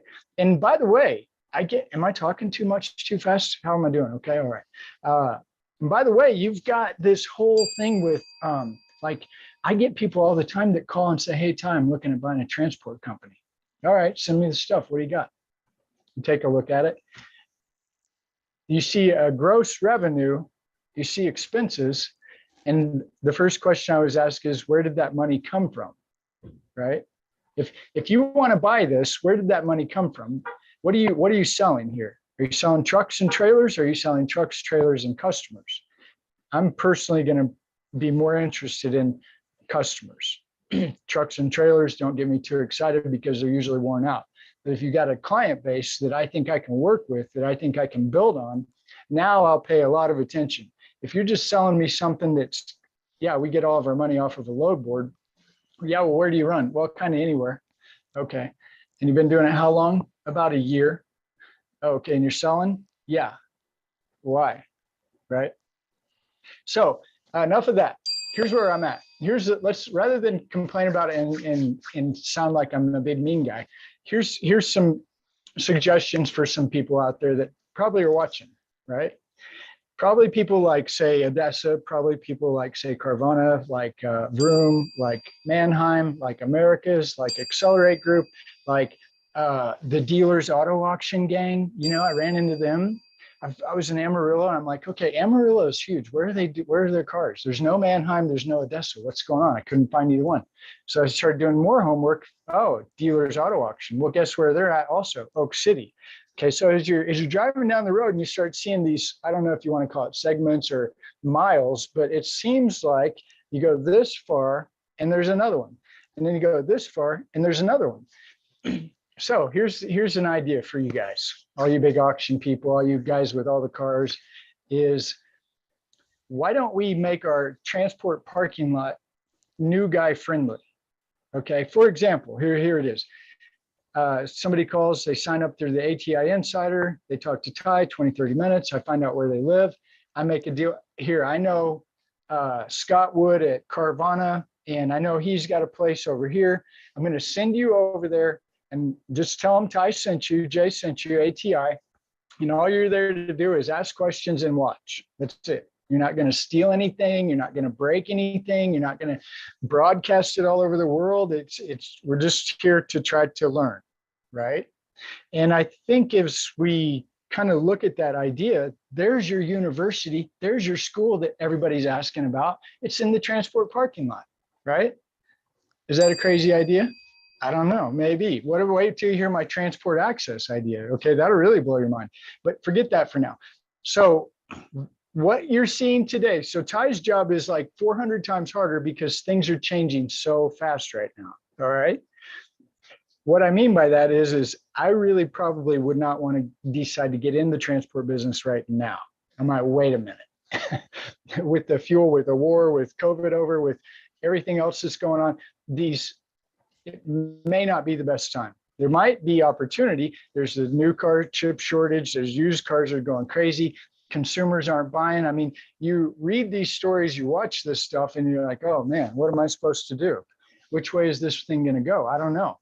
And then I'm looking at this and I'm thinking, what we need to do is take a look at CarMax, take a look at Carvana, take a look at Vroom, and listen to this, okay? Why are they transporting cars, right? I thought they were a dealer. Are they a dealer or are they a transport company? I don't know. But I will make a live speculation like Jay does, and I will say somebody has to get the job done, and dealers don't play around. Do you hear that? They'll just go do it themselves. If you don't do your job, they'll just go do it themselves and spend the money to make it happen because it's that important to them. Okay. Carvana, CarMax, Vroom, there's probably another one.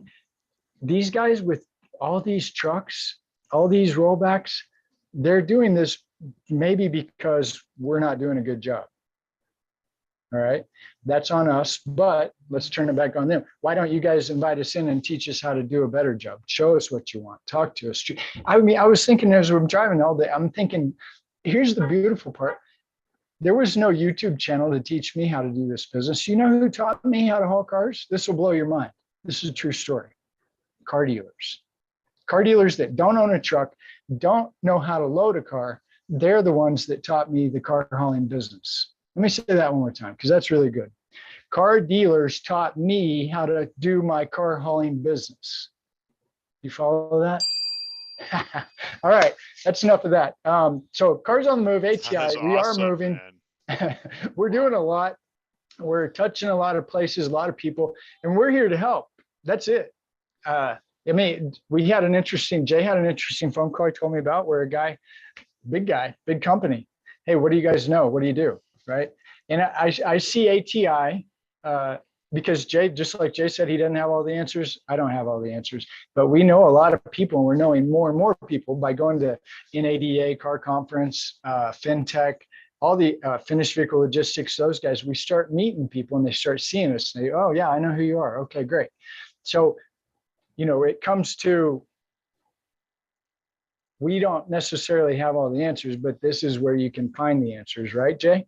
So yeah, so I want to say it's interesting. You made bumped my microphone. You made an interesting point there. Is that because someone's going to say, well, Carvana isn't teaching me how to do it better, and so I just want to delve into some of the things because there is definitely, as we know, when we talk to Will, when we read the news, this story will grow and grow. We haven't even heard this. Will said this. We haven't heard from Mannheim. We haven't heard from Vroom. We don't know where this all is headed, but this Carvana thing is huge news. And so I want to say this because here's what popped in my head is that Amazon used to use FedEx for its transportation. And then it just said, we don't need you anymore, FedEx. We have our own army of Amazon drivers. Are they doing it better than FedEx? I don't know, but what I do know is their logistics is high tech. And if Carvana, in their growth, can get their logistics as high tech as Amazon, yeah, they might be teaching the rest of auto transport something. That's possible. Yeah. Well, I think it's already happening. And I think, I don't think the Odessa transaction was something that just happened out of the blue, but I mean, okay, who do we got? Brian, is Brian here? Hey, Brian, what's up, Brian? Can you see us and hear us okay? I just kind of threw him into the room. But Brian, you are now live. Hey. Hey. Where's my drum Nothing roll? like a little advanced warning. Yeah, exactly. How do I sound? I'm using a different microphone tonight. You sound good. Cool. Yeah. So are you on the road? Is everybody on the move? Yes, I'm just outside Allentown, Pennsylvania. I'll be in Brooklyn, New York in the morning, then Maryland in the afternoon, and Illinois by Thursday. So with everybody on the move, if anybody needs to jump off, whether that's you, whether that's somebody in the live chat, whether it's a live guest, if anybody needs to jump off, feel free, because I'm pretty sure we're going to go late tonight. Okay. All right. Yeah, I was going to tell Brian, I know you got a lot going on. So Oh, dude. that's why one of the reasons I wanted to have you first, but I'm going to go ahead and explain real quick Take it away. the real reason I want Brian here first. So Brian's got the same or more years in the business than I do. Brian, I loved listening to Brian on Wednesday. His business approach, his knowledge is so incredible, right? So one of the things that I like to imagine in my head is the ATI is a virtual transport company. So as a virtual transport company, you got a guy like Ty who's saying, who's your customer? Then the next step is what, Brian? I think Brian is the next step. Am I right or wrong? Well, yeah, because you got to identify your customer. Then you got to identify what you need to legally, safely serve this customer. So, yeah, legally, safely serve say that one more time. Legally and safely serve. And safely serve the customer. Remember, we have to serve our customers or they're going to go somewhere else. Yeah, we're in a service business, right? Yeah. Yeah. And I think that's an interesting point because I thought about that too. I thought, okay, what a lot of the people I talk to, and I'm not being mean, you can tell real quick, they're here to see how much money they can make. Do you ever get that call, Brian? All the time, Ty. Good. Well, I've been starting to just send them to you. No, but if you're coming in here with how much money can I make, there's nothing wrong with that. But Brian, what's your take on it? Well, it's not always about how much money you can make. Now, if we're going to go down business line, it's how much money can you keep out of what you make, but you have to learn somewhere too. So don't be blinded by dollar signs that, ooh, auto transport pays $1 a mile a unit. I'm going to put 9 units on my truck. I'm making $9 a mile. I'm good. We know that's not true. And even when it was true, it didn't mean squat. There's a reason why it pays those high rates because of the complexity, the expense involved in it. But really, you have to learn how to serve your customers, learn how to do the job. You are not, most likely, you are not going to make more money as an owner operator than you would as a company employee at a good company, at least in your first couple of years while you're cutting your teeth and getting your feet wet. Yeah. And so, okay, once we decide who our customer is, once we decide that we want to be we're a service provider, I always like to call it a servant heart, which I think is kind of important. But once we kind of figure out some of those things, the next step is this is where you come in, your DOT guy, right? Yeah. Because we have to get our authority, right? Oh, yeah. And to do that, you have to have already decided who you're serving and where you're serving them. So are you going to be an intra-state carrier, meaning you or the freight you haul never leaves the state that you're based in?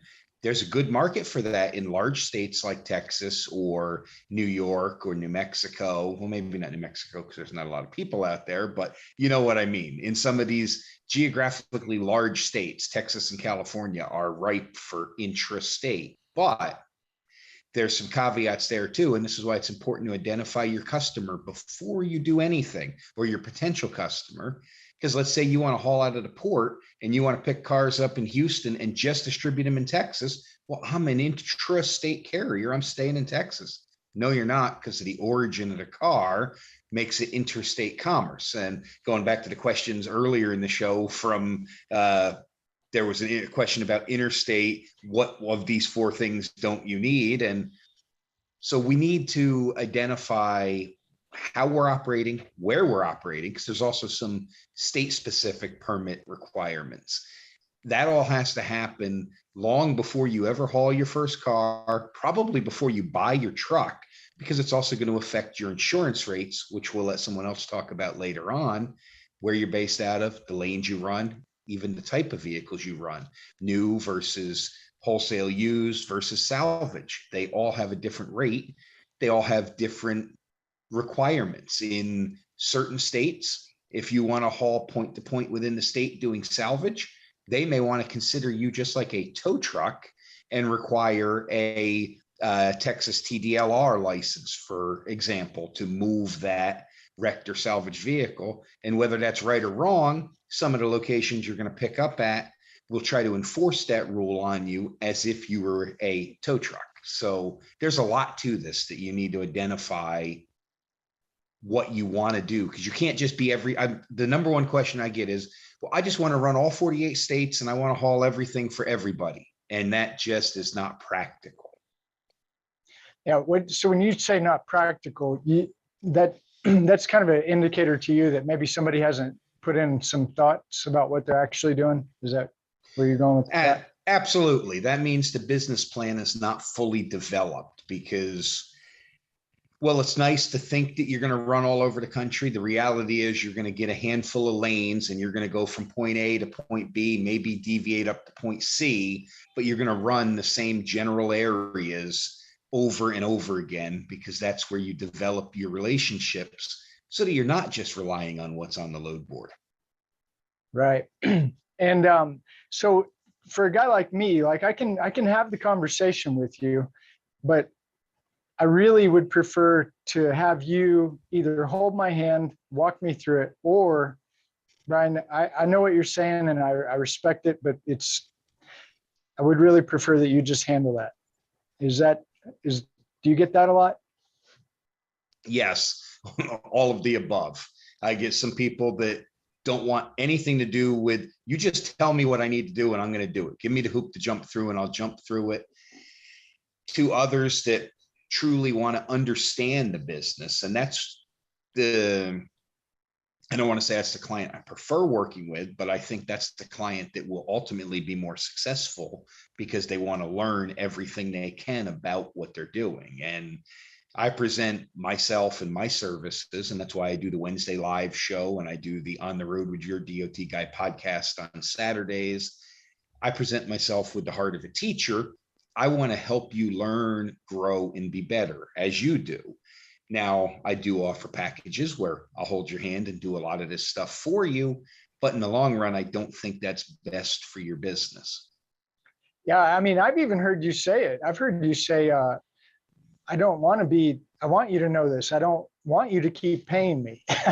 Exactly. And that sounds counterintuitive to running a business, but with 40,000 new motor carrier applications a year, there is a very large pool of potential clients out there. So my ultimate goal is to work with you for the first 6 months to 18 months, get you through the new entrant audit, get you learning what you need, then have you put me on the subscription plan retainer for maybe another 6 months to a year after that, and then have you roll down to where I am just there in the background. You pay me an hourly fee. If you have a question, half the time I'll give you the answer for free because that's just what I do, or we'll use it as material for one of the shows. My ultimate goal is so that you don't need my constant consulting services within 2.5, 3 years of opening your business. I want to see you learn this stuff because quite honestly, it seems overwhelming and complex, but it really isn't.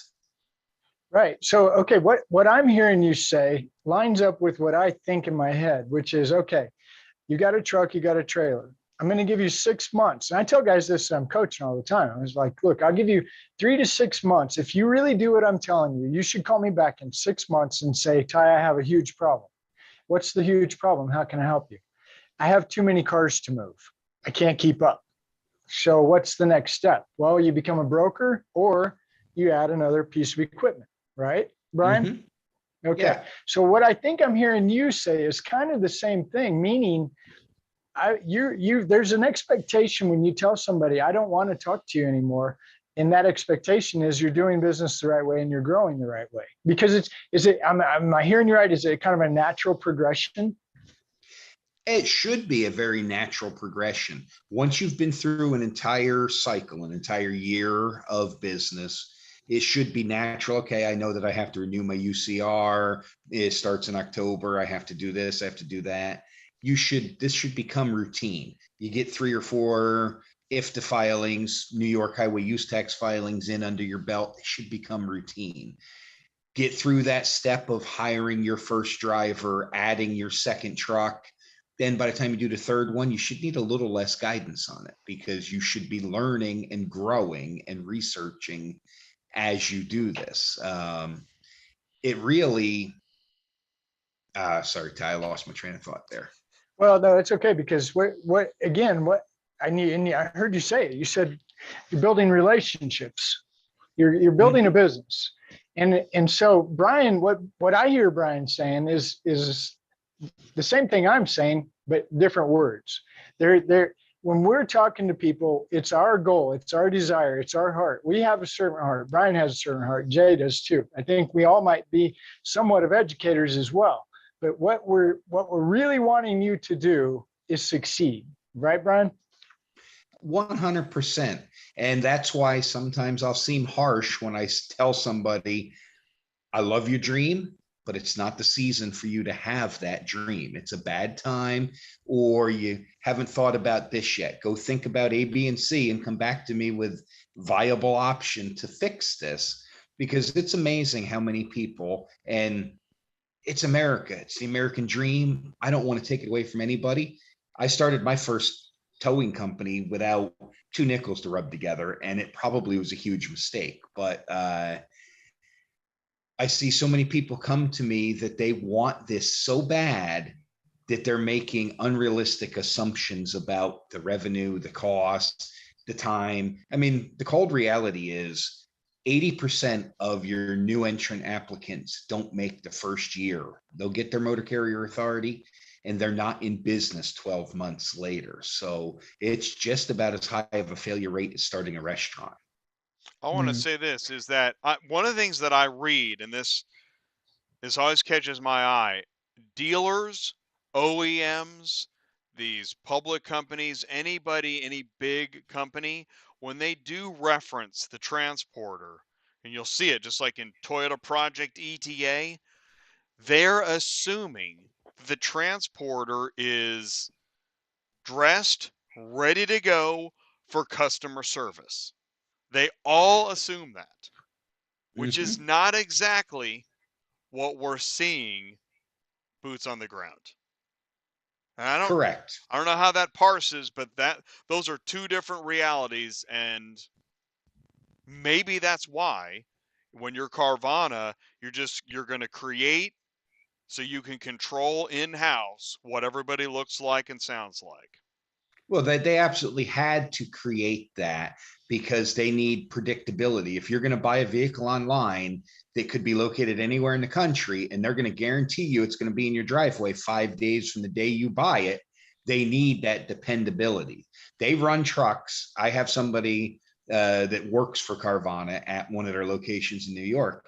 They literally will run a 9-car hauler with 1 car on it, or take a load down and come back empty, because that truck pulls out of the gate at 7:45 p.m. every night, 7 nights a week, goes to this facility, drops, reloads anything that is there. If there's nothing ready, nothing comes back, and it's back. That's how they do that out and back and home every day model, just like your LTL freight companies, your UPS. That's how UPS is so predictable. If that package misses the airplane, too bad. The truck is still rolling, the plane is still taking off on time. Whereas independent transporters, we can't necessarily afford to run our business that way because we need that vehicle and we'll wait for it, which messes up production down the line. When we were running our car haulers, they were on that type of schedule. We did what was called a milk run. Truck ran the same stops every day, same day of the week. It did these dealers. Tuesdays, it did that dealer. If there was a full load of cars, great. If there wasn't, okay, we'll make it up next week. And so that type of routine is what these large dealers absolutely need. And the independent probably can't do that, at least not in the beginning. No. So, okay. Brian is DOT compliance. In my phone, it says Brian compliance. And the reason that we've got Brian up here right now is Brian's our DOT guy, and this is step 2. If I'm doing it right, am I doing it right, Brian? Step 2. One Yes, is step what are you one, going to your do? vision. Your vision and Okay. your plan. Step 2, how do we make it legal so that you can do it? Right. Okay. And so just for the record, I always tell people it's under $1,000. I know it's, I don't know, $800-900. So if I send somebody to Brian, which I do as much as I can, call Brian, he'll take care of you. Brian, explain this to us, what maybe some pricing and what do you get for that? Really simple. If you're doing just a basic interstate operating authority, so you want to move something that you don't own for somebody else for compensation, whether it's a car, whether it's a John Deere tractor or a box of freight, that doesn't matter. Interstate operating authority, and you're not in a state that has a special filing like Texas or California, then that's a $995 one-time fee package. And what that includes are the fees paid to the Federal Motor Carrier Safety Administration. $300 of that goes right out in the application fee for your motor carrier authority. A BOC3, which is your process agent filing, which I see some process agents offering their services for as high as $199 a month or $199 a year on a recurring. Doesn't have to. My process agent is a one and done fee included in my fee, unless your authority gets suspended or you change name or change address. And then if you do that, it's only $50 for me to make that correction for you anyhow. So for $995, you get your filing fees paid, you get your first year of unified carrier registration for up to 2 trucks paid for in that fee. You get sample employment applications, sample driver qualification files, sample accident register, vehicle maintenance files, and the part that I believe is priceless, you can call me on the phone when you get a question, because when you apply for your authority, you will be bombarded with unscrupulous solicitations from other companies. When I expect that to happen within minutes of the moment I submit that application electronically, when you get that text message, that email, that voicemail, that letter in the mail, Brian is here for you to send a copy to, and I'll tell you that's legitimate. Nope, that's a scam, ignore it. Then what is really important is within the first 18 months, you're going to have what is called a new entrant safety audit. DOT will either come sit down at your place of business and go through your files, or they'll ask you to upload your files to them digitally, which is the preferred method right now, especially post-COVID. You get support from me. Before you give them any paperwork, you email it to me. I check it over, say, nope, this is a problem. We got to fix this before it gets sent out. That right there is something that most other companies that apply for authority, or if you do it yourself, you're on your own. There's nobody to tell you, yeah, that's what they're looking for. Ooh, this is a critical issue you need to take care of immediately. Plus, while you're first getting up and started, you get that first inspection at the scale house and you don't know what went wrong because you got this vehicle inspection report. You give me a call, I'll explain it to you. Tell you, oh, that's real bad. No, that's nothing to worry about. That's normal. You get access to 31 years of experience owning and operating trucks. And like I say, I'm not just a guy in an office. I am a practitioner. I still maintain a valid Class A CDL. The guys that follow and girls that follow me on the DOT compliance show know that most weeks I'm on the road delivering somebody a brand new car hauler that they bought from us. And so I'm out there facing the same issues you are every day. And you get access to that consulting. You get access to somebody that had a fleet of trucks, somebody that is a associate member of the Commercial Vehicle Safety Alliance. In fact, this Friday, I'll be in Naperville, Illinois at the annual convention for the Illinois Truck Enforcement Association. So I sit on committees and at the table with the truck enforcement officers, the DOT regulators, the administrators, and present our side of the industry to them and learn from them to bring it back and give and digest it so that it's easy for everybody to understand. So for $995 in most states, you get your operating authority, you get sample paperwork, And now we have other packages where we can do a subscription. You can pay $195 a month and have near 24/7 access to me in case you have an emergency, you have a crash and don't know what to do, whatever. Eventually, real soon, I'm going to be offering a drug and alcohol consortium. That's not quite there yet, but I'll be able to offer and manage a drug testing program for you. We have larger fleet subscription packages where I'll audit your logbooks and monitor your safety score for you. And we're almost ready to launch a online digital portal where instead of all this nasty paperwork, since FMCSA is going digital on their audit process, we'll have a portal where you scan your CDL, you scan your medical card or your non-CDL license, you scan a copy of your registration, just take a picture with your camera on an app on your phone, and my computer, myself, my company will review it. You know that everything will be 100% compliant and ready to go. And then when it's time for that audit, you push a button to select the files that they ask for, upload them, and it's done. That's probably rolling out in the next 6 months. Wow. Okay, so this is, Wow. I don't know if you guys just caught all that, but I'm happy that Brian is our Ding. friend. Yeah, dude, me too. Wow. Well, okay, so we figure out what are we doing, who's our customer, how are we going to make money. Then we go to Brian and we get our authority. Brian asks us a lot of really good questions that you really need to know. Next, we're going to do what? Lionel? Hey, how's everybody? Hey, Lionel, Hey, what's Lionel. happening? Thanks for joining us.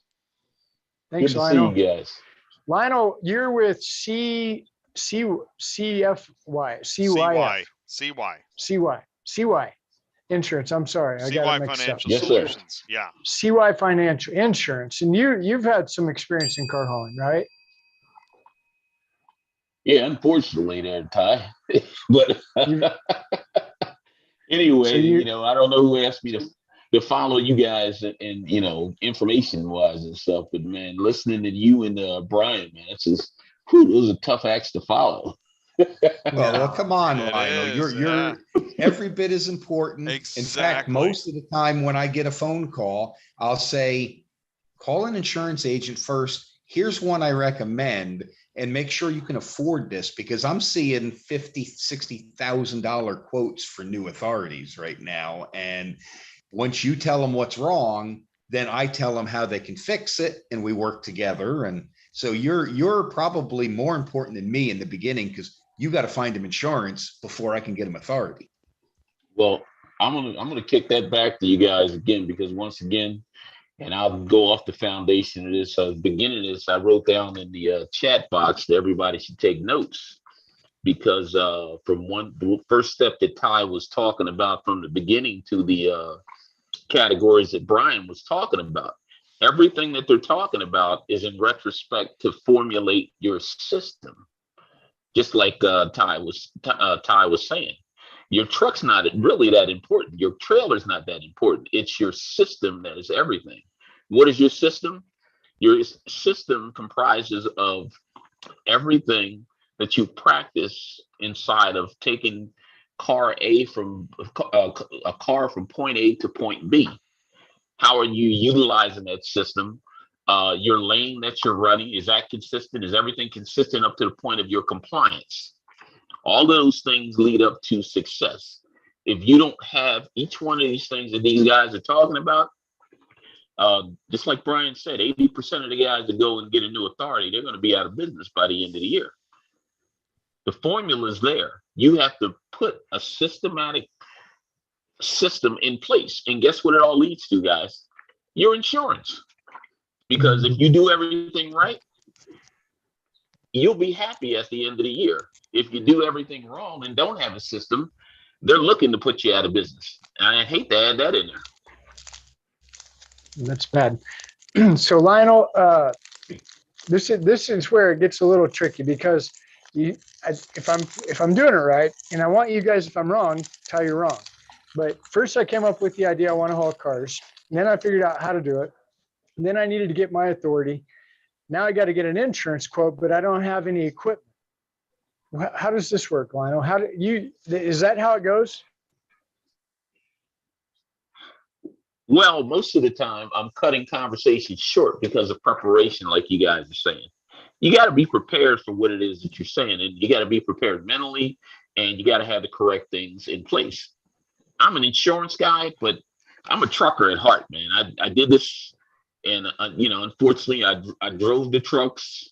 I loaded the cars, I unloaded the cars, and I go straight to preparation first. Do you have enough money in reserves before you go out here and try to do this? Because you're going to lose a little bit of money before you actually get to the part where you're making a profit. And I have to take the risk of putting that person on an insurance policy, because if the insurance policy drops, I have to pay it back. Oh, I didn't know that.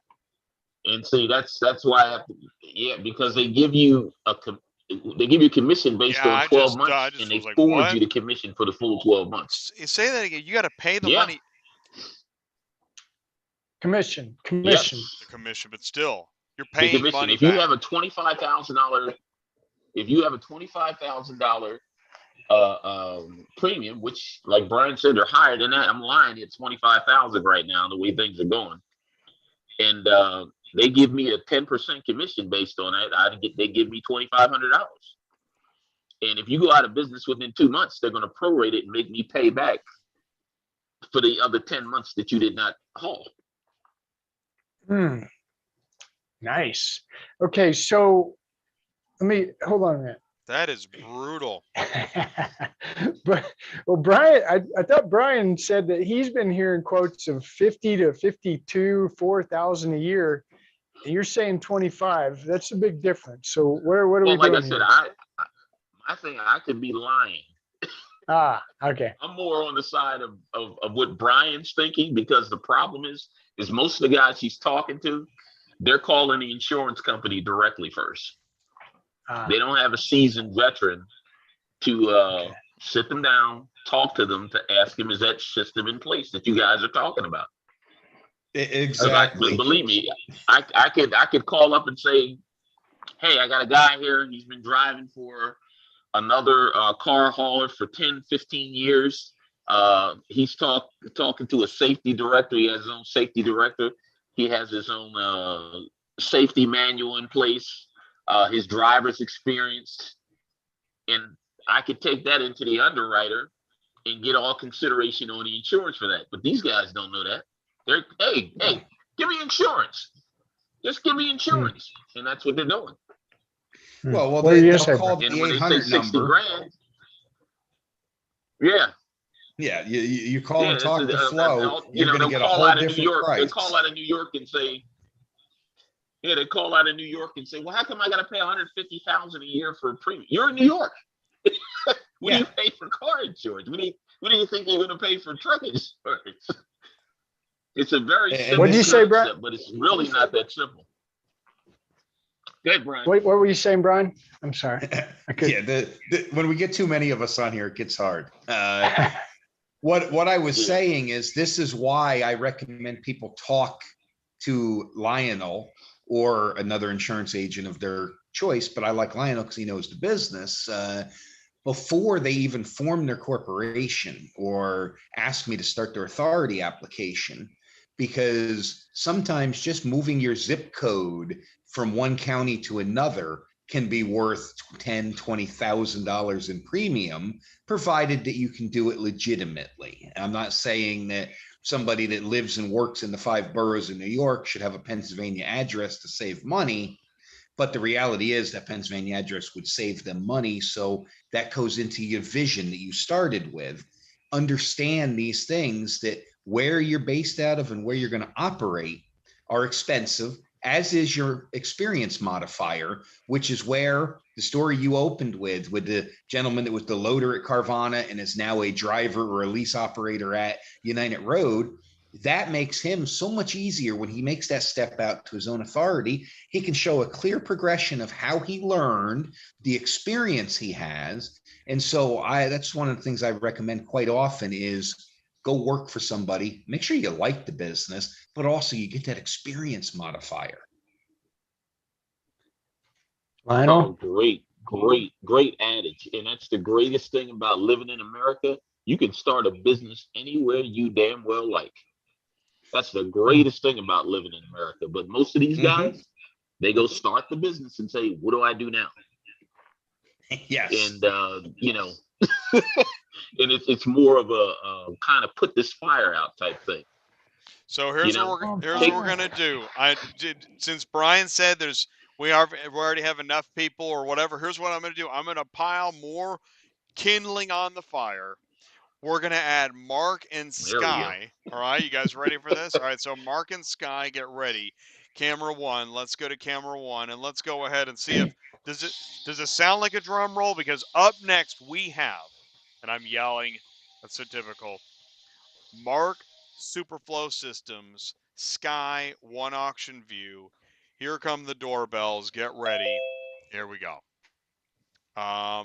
Now they're just joining. Now there we go. We got some preemptive logo. Hey, Mark, what's up? Oh, he's checking his audio. No, I'm not. I'm just kidding. Oh, there it is. You thought, oh, son of a gun, that guy did that 3 times in a row. Son of a gun. He got me, Ty. Gotcha. Good job. Oh, hey, Mark. Hey, guys. Good to see you. Good seeing you. Skye. Hey, guys. How are you? Hey, Mark. up, how are you? Good, Skye. What's up? Okay, now before we go to these two, we skipped a little part here with equipment. I'm just going to make it quick. Right. Equipment is very important, and just because you bought a 3-car trailer for cheap doesn't mean it's a good idea, right, Brian? Amen. Equipment is key because just different makes and models and model years of equipment can make Lionel's job a whole lot easier to get it covered at a better rate. Yeah, and it really is an important part of the conversation. I don't want to just completely blow over it, but I've talked to enough people. I'm going to go ahead. I feel confident enough to actually say it live. I'm going to go ahead and say it. There are certain trailers out there that really don't do you any favors or help the industry. Okay. Don't feel confident enough to throw names around yet, but I think we all know what I'm talking about. The price of a used trailer, when we start talking about 3-car, 4-car, maybe even 5-car, cheap is not the best way to go here. Okay, I always, if I'm going to go cheap on anything, I'm going to go cheap on a truck. I'm going to spend all my money on a trailer. Why? Well, because that's where I do a lot of work. And if I've got problems after problem after problem after problem where I'm trying to get the job done, no, Ty, you drive more than you, I don't care. I'll argue with you all day long. Save your money and buy a trailer that is really good. And if you're not sure what that is, give me a call. I can help you out. Okay, so we've got the idea. I want to be a car hauler. We've got authority and insurance. It almost seems like they're neck and neck. Which comes first, all right? But I'm going to go with authority, then I'm going to go with insurance. Now, we've got the business idea. We've got the authority. We've got the equipment picked out. Now we're going to start talking about technology and cars. Where do we get cars? So this is why we brought Mark, SuperFlo Systems. Mark's a great friend. We talk on a regular basis. We've kind of slacked a little bit. That's probably my fault. I apologize. You've been on the road. You've been on the road. I have been on the road, boy. It's been crazy. But Mark is a really big part of what I talk to people about on a regular basis, because it is important to manage what you're doing. So Mark, SuperFlo Systems, tell us a little bit more as to why do I need technology as a one guy, one truck, or a fleet? What do I need this for? Technology will help protect you and your business, and all the things that Brian set up for you to protect your business, and Lionel to give you the protection you need for the insurance. You, number one, don't want to use your insurance, and 2, you want to be compliant with a lot of the technologies and things that they have.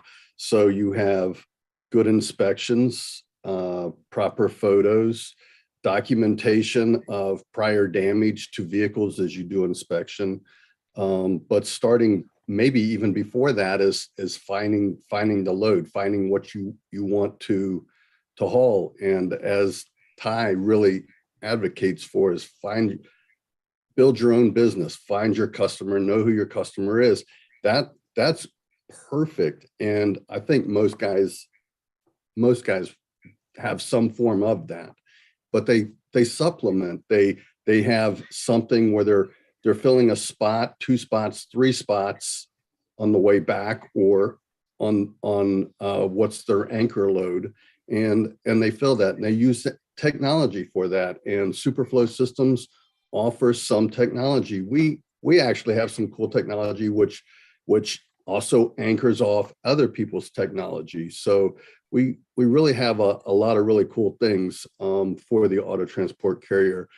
One, after you the notification, early notification of when a load is available in your route. So you say, this is my route, and we say, here's a load that fits your route when one comes posted. So you get some early notification. You can click on that notification notice and make a booking request.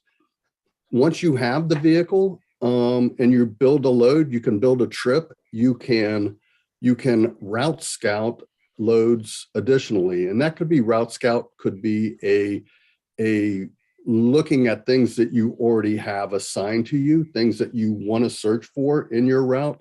And the cool thing about route scout is the big thing that Ty and probably Will Morris will talk about, the business coach and strong advocate of business coaches and knowing what Ty does, what Will Morris does. Those kind of things that they're going to tell you to know your costs, know your costs and know what you're making. Route Scout is such a cool tool for carriers. And when I say we anchor off other technologies, you can put in your central dispatch credentials and run a route, and it'll pull in dispatch center loads. It'll pull in central dispatch loads. You'll find the best loads available using Route Scout if you indicate your truck capacity. So you indicate your truck capacity. You have 5, 7, 3, 10 vehicles that you want to try to fill. You indicate what the truck capacity is. Route Scout will find the best vehicles in the route that you ran and at the highest price. It'll tell you the order to pick them up, the order to deliver them, and it'll tell you how many dollars and cents per mile you're going to earn for all the miles driven. So from your starting point to your first pickup to your last drop off, it tells you. Sorry. Hold on a minute. I lost something there. Okay. You're talking about Route Scout.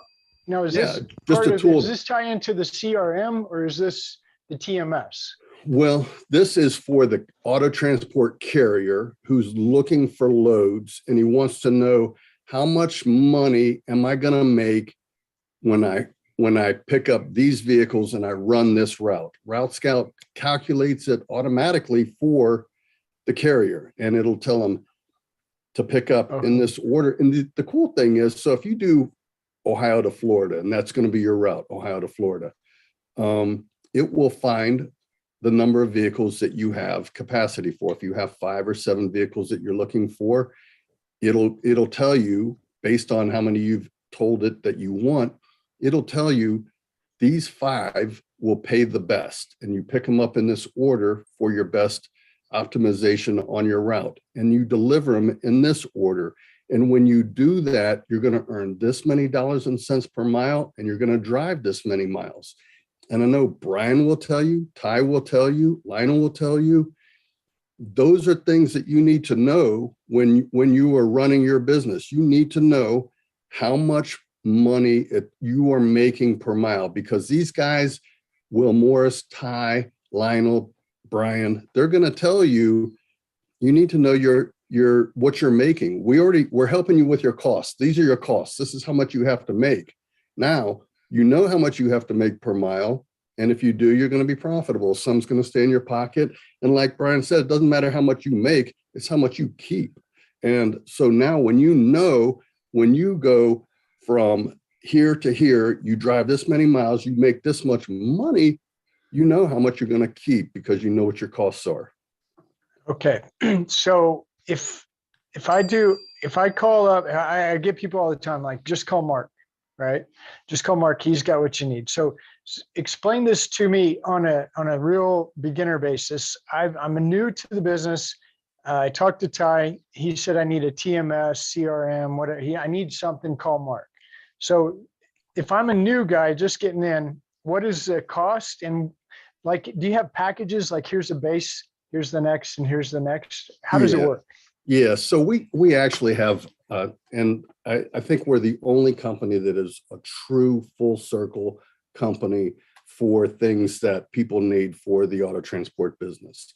So we have the CRM that you mentioned. That's a contact management system that will help the broker take a load, give a quote to who they want to get the order from, convert that quote to an order, now take that order and manage it on a TMS, which is the load board and the transport management system. And I'm gonna take, you good? You had something else? Okay, yeah, no, yeah. Okay, so this, what I think I hear you talking about is this CRM, and you called it what again? One more time? This the CRM or the transport management system, TMS? CRM, because you said broker, right? So the broker, yes. So okay, there's the a lot of broker's probably going to want. Go ahead. There's a lot of brokers who also identify themselves as carriers, or carriers that also identify themselves as brokers. Okay. So here's back up a little bit here. I just got off the phone with Ty. Ty told me to call you. I've got one truck and then one trailer, and I want to haul cars. You don't need the CRM. You do Okay. not need the CRM. Okay, I need what, Brian? Or I'm sorry. Geez. You need the load board. You need a load board, and after he calls you and you have him set up with Brian and Lionel, and he's ready to go, he needs his customer. He needs his customer. He doesn't. CRM. The next thing is he needs the load board, so he needs to search for loads. BOL. So I'm trying to get this from the bottom to the top. Okay, from the bottom to the top. I'm the new guy. I'm finally got my authority. I got my insurance. I got my equipment. Ty said I need to talk to somebody about technology. Call Mark. Mark, I'm just a little guy. I'm just gonna move cars. You say, what do I need? You say I need the load board and the TMS. Is that what you're saying? Well, the TMS is kind of the load board. The load board, it's the result of the TMS. So the broker needs the TMS. The broker is posting his loads and he needs to manage them. The carrier goes, I see a load I want. I'm going to let you know. We have technology to let that broker give him a notification. The carrier can make a request. He doesn't even have to call the broker. He makes the request, says when I'm going to pick it up, when I'm going to deliver it. This is how much money I want. Here's my request. It goes off to the broker or to the shipper. So what is that called, and how much does it cost a month? That's dispatch center. That's dispatch center. There's two basic levels with that, both very reasonable, under $100 for both. For both, you get both for under. No, so there's two levels. Okay. There's two levels. So $89.95 for the carrier that wants to use the Route Scout, use the central, bring in the central search, the more advanced technologies. The carrier who is he sees a booking link or he gets a notification and he just wants to make booking requests. He has people helping him with stuff. He doesn't need to manage. He knows the route that he wants, and he just wants to make booking requests. $39.95. Really, that's really pretty simple. You can, with that though, you can search, you can get notifications, and you can make booking requests. Have the electronic signatures, and you can use Truckify along with that. The mobile app to do your inspections, to report that back to the broker. Okay, so if I'm a single guy, I talk to one truck, one trailer, and I talk to Ty, then I talk to Brian, then I talk to Lionel, and I'm calling Mark now, and I'm gonna go do what Ty said. I'll use your load board a little bit, but it's just to build my lane, to build my relationships. I can still do that with your dispatch center and manage where I picked it up, where I dropped it off, where it's going, how much I made, all the photos, all that. You have all of that. You have all of that. under 90, under $100. Under $100, 89.95. Yes, correct. Okay, good. All right. The next level is where we get into this, the CRM and the bigger stuff, right? That is, yes, that's for the auto transport broker, the auto transport dealer, the shipper, somebody who's taking an order and managing it to ultimately get it picked up by that carrier. That's what the CRM and those tools, that package of tools are. And TAQ, Transport Auto Quoter. Don't forget TAQ. That. Okay, well, that's good. So we're going to go now, Skye. I want to talk to Skye for a minute, because Skye is basically an auction, right, Skye? An agnostic. I love it when he says the word. Say it, Skye. We're an agnostic auction aggregator. I love it. That's so awesome. So Skye is one auction view. Skye has this really cool platform where if I'm a dealer, okay, so here we go, Ty. Why are you talking about dealers? I thought this was a transport show. No, it's about dealers, because dealers buy cars and they sell cars. Dealers are moving cars all the time. So I need to know where this dealer gets his inventory. That's all I want to know. I walk into from Missouri to current, where am I? New Mexico. From there to there, I've talked to no less than 10 dealers along the way, just whip in. I only want to know one thing. Where are you buying your cars at? All right. Now, because of COVID, right? I don't even want to talk about it. Everybody's been kind of shunned from coming to the auction. We've had 2 years to adjust to buying cars online almost exclusively. Now, I may not be a fan. That's okay. But some auctions are opening up their doors. So for me to be successful in my transport business, I want to know the dealer and I want to know where he gets his cars. And this is where Skye comes in, because now Skye's got this cool platform. Tell us, Skye. Yeah, one auction view, as Ty said, we're an agnostic auction aggregator. So what that means is a car dealer uses our tool to be able to search auctions nationwide, and nationwide or in their own backyard. So it's really empowering for a car dealer to be able to fish outside of their normal pond. And I know you guys hauling cars. I myself am a car dealer of 20 years. And that's how I got into the software world, because I was going to the auction and sitting in lane 8 eating hot dogs and waiting for that Chevy truck, the lifted Chevy truck or the F-150 to pop in at the end of the cell. And what happened is, obviously these cars that I would buy would show up, less and less, and I would drive around, 4,000 miles a month was really my travel path, and I just got burnt out. Said there's got to be a better way of me finding these cars. So lo and behold, I started shopping online, realized it's impossible for car dealers to keep track of all their different auctions, because there's no software that aggregates and standardizes data across every single auction. So I went ahead and I built a platform to solve my pain point, to solve my problem as a dealer. And I realized that my problem is every single car dealer in America's problem. So, and in doing that, I've met great folks like Ty and Jay and Mark and a bunch of other folks. And Mark and I are doing some really cool stuff that we'll roll out and we'll show you when the time comes. But the Transport Auto Quoter, I'm a huge fan of that as a car dealer and as a software entrepreneur, because that helps empower my car dealer customers how to look for these cars and know what the real-time cost is for that car. If you're in Texas, what's it cost to move that car from California to Texas? Or you're in Florida and it needs to go to Idaho or anywhere in between. You can look at any auction, at any car, at any auction, and have that information today, right now, using our platform. Wow. Okay, so we got Brian. He said, talk to Ty. Ty says, yeah, do car hauling. Get your authority of Brian. Talk to Lionel about insurance. Somewhere in the middle there, we get equipment. Then we talk to Mark. We get our information set up for our TMS, so we can keep track of what we're doing and how much money we make. And then we talk to a guy like Skye, who's a dealer / online auction.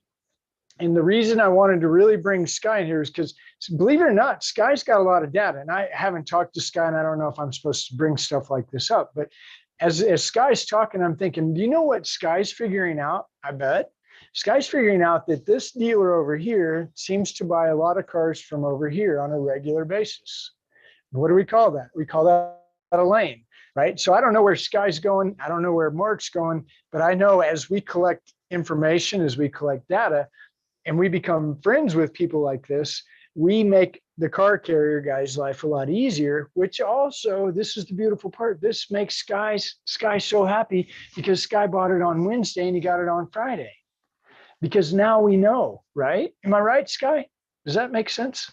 Absolutely. Transparency and streamlining things. That's really what we're trying to bring to the industry is that exact thing: transparency and streamlining. There's no reason things should be so discombobulated and fragmented. Right on. Okay. Jay, are you still here? I can't even see. We've got so many people on the screen. Hey, what's going on? There, Yeah, I lost man. Jay. There he is. He's back. Let's, hey. I don't know what time it is, but it feels like we better hurry up and we still got 3 people. Tell you what, here's what we're going to do. All right, let's go to camera 1. What we're going to do is we're going to round out the rest of this party. Kandy's joining now. Ron, you're invited. Lawrence, you're invited because you were on the original, party planning invitation, but you don't have to jump in here if you don't want to or you don't have time. And anybody else that has a question, please put it in the live chat. Otherwise, yeah, let's say hi to Kandy. Oh, she's connecting her audio. I just want to say this. I want to go back and say this is that, Mark, really good point is that whether you're a broker, a carrier, a dealer in the Skye, an auction, this technology component is critical to building your business. Carriers, brokers, dealers, auctions, without the technology, especially moving forward, maybe you could do it. Memo pads, here, like, old school. Moving forward, I don't know. And like Ty, I was listening to Car Offer. Car Offer was explaining in a podcast how Car Offer works in conjunction with Car Gurus. And the only comparison was stock market. It's extremely high tech. Algorithms are everything. Skye, Mark, tell me you don't need an algorithm. Go ahead and tell me. No, you need them. That's the essentially the premise for AI, so to speak. I mean, it's not really true AI, but that's the premise of AI is algorithms that know how to frame computer framework within a certain metric to do something that you needed to do. So in layman's terms, if I'm a dispatcher, I'm a human algorithm because I'm searching for loads. I know what I'm looking for. I'm a human algorithm. I'm using human algorithms.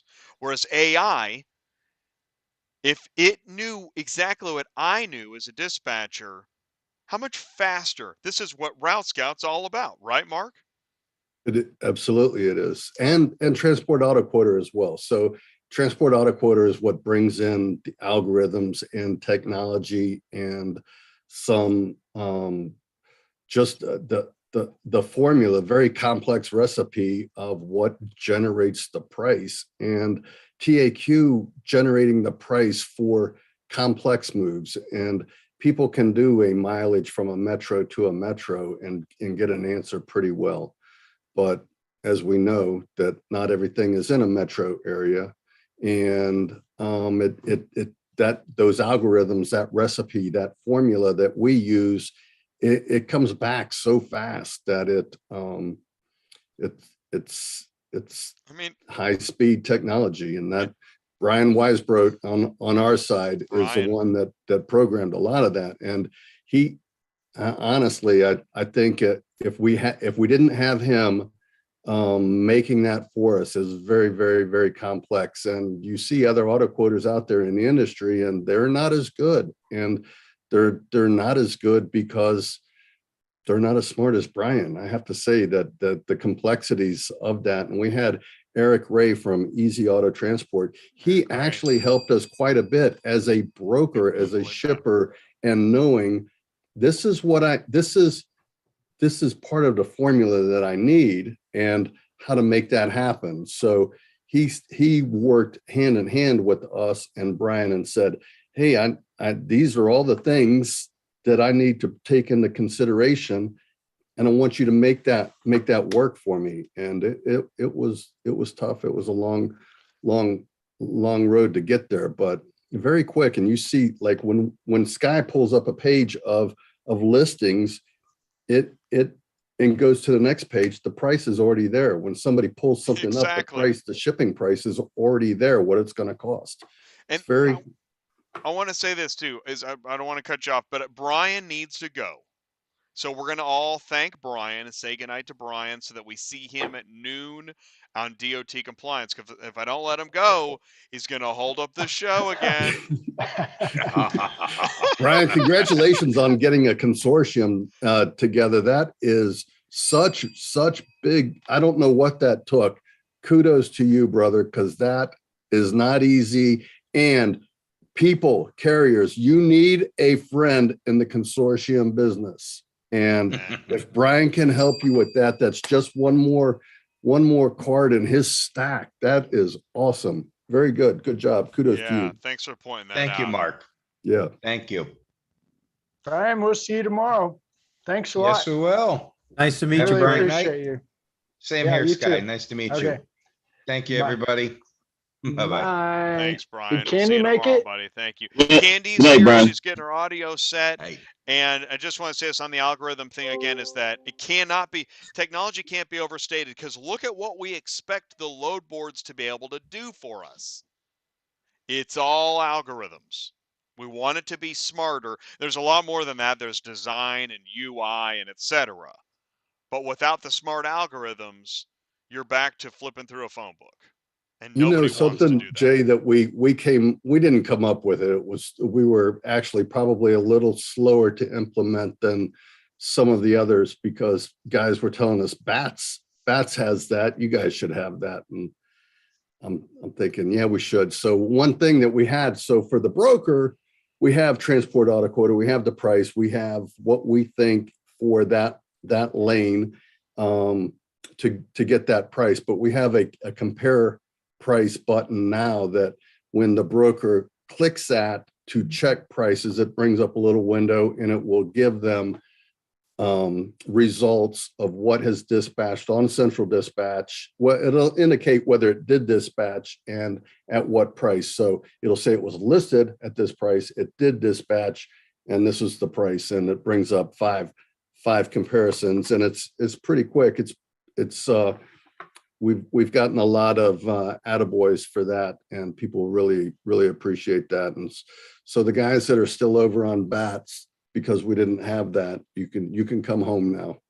Well, and I'm glad you said that too, because it's all about, things, adaptation and progress are, it's all part of it. Kandy, can you see us and hear us okay? We see a postcard, we see a phone number, we see pictures of a party at a port, but we don't hear you. Let's see. And I just heard, okay. And Lawrence, while Kandy is getting connected, hey, Lawrence Moore is at the party. Let's see what's going on with Lawrence. Take it away, Ty.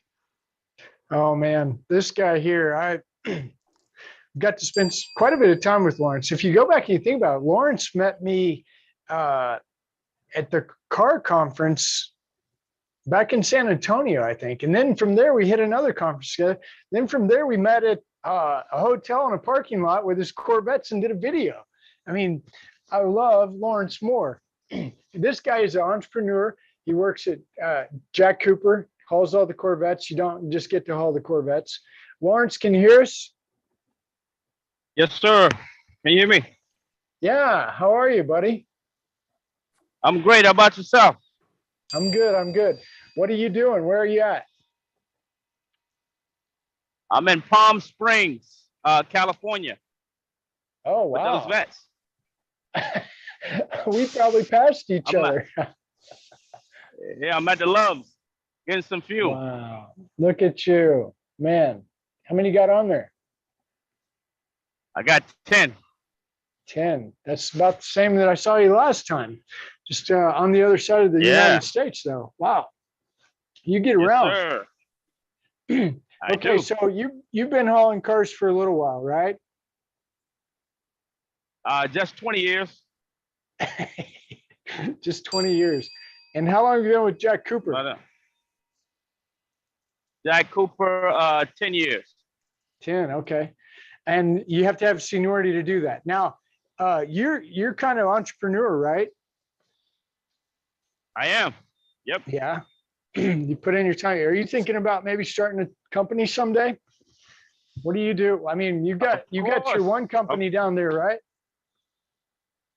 Yeah, I have a slingshot business in Miami. We have 55 slingshots that we rent out in Miami, Florida there. Yep. Yeah. Okay. Well, I wanted to have Lawrence on here because this is a real driver that really does it. And Lawrence, I wanted you to take a few minutes and just talk to me like you and I are talking about a guy that wants to be a car hauler. Maybe a new guy. I mean, you talk to these guys too when they see you out there with Corvettes, right? They will, hey, I want to haul Corvettes. You don't start with Corvettes though. Won't be a great place to start. What's your advice? You gotta advice? work your way up. What's your advice to the guy that says, I want to haul cars? My advice would be start slow. You know, find a company that trains, or I'm venturing out these days to train companies on how to do this, from start to finish, from A to Z. But you want to take your time because you don't want to think about the money too quick because you can easily get out the business, with one damage.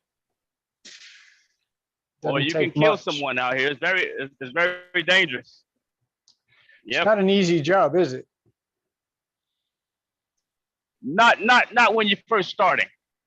Right. After a few years pass, yeah. It gets a lot better. Well, right. I like what you said because I don't usually think like that. To be honest with you, I'm like, just get out of the way. I'll go do it. I know I'll figure it out. Even if I make a problem or a damage or something, okay, I won't do that again. But I really like the way you say that. You say kind of slow down a little bit, kind of maybe even think about working for somebody else that trains you. Is that what you said? Right. Yes, sir. What do you see? What are some of the benefits in that? And anybody that you might recommend? I mean, you probably will last a little longer in the industry because like Jack Cooper, they just start hiring guys off the street, but none of them are lasting, because one damage on a $100,000 vehicle, that's your career. Everything is a major damage. So you want to start off maybe used cars, hauling from the auction, things of that sort first. Yeah. Okay. So you're saying maybe don't go for somebody that has a new car contract, maybe try to find somebody that is more in the used car space. Yeah, definitely. Definitely. Okay, that's great advice. Because Kandy made it back. Kandy is still checking her out. She said, I think she got her audio fixed. Kandy, if you got your audio fixed, I don't know, hit that Morse code button. But hey, Lawrence, here's the thing: is that I always kind of shudder when I see like cheap posted high-end vehicles that should definitely be enclosed, and they're paying cheap, and they're getting loaded on a 3 or 4 car with somebody who, I mean, who knows? He may have just dropped off some Copart and started, well, I don't want to speculate on when they started, but when these high-end cars are posted cheap, it freaks me out because who's hauling it? It could be anybody. Right. Right. Go with the used car. I like Lawrence's advice, and I think that's great advice. Man of many words. Right. He's like, right, exactly. Dude, look at the guy, man. He's sitting out there by his rig. I know. Beautiful. In Palm Springs with $1 million load. I know, and he's live with us tonight. Isn't that awesome? Thank you, Lawrence. Yeah, really appreciate it. What about Ron? Is Ron showing? Oh, I haven't seen Ron, but I think Kandy. I think we're good. Is Kandy there? Yeah. Hey, how's everyone doing? Hey, what's up, Kandy? Hey, Ty. Hey, Jay. Candy. Hey, Lionel and Mark and Lawrence. Candy, How y'all Okay, welcome. doing? this Hello. is what I've been waiting for here, Candy, because Candy always brings it all back home. We're gonna Candy let is Candy fire. bring it home for it. Yeah, we are. We'll wrap it up real quick. Okay, we got Okay. Ty. Talk to Ty. He says, yeah, you can haul cars. Talk to Brian. Talk to Lionel. Call Ty back. We'll find out which equipment to get you. Then we go to Mark. You're gonna need some information. Then we got Skye, a dealer. Skye, a lot of guys buy cars online. We need to know about that. Then we've got Lawrence. Lawrence is hauling brand new Corvettes, $1 million load.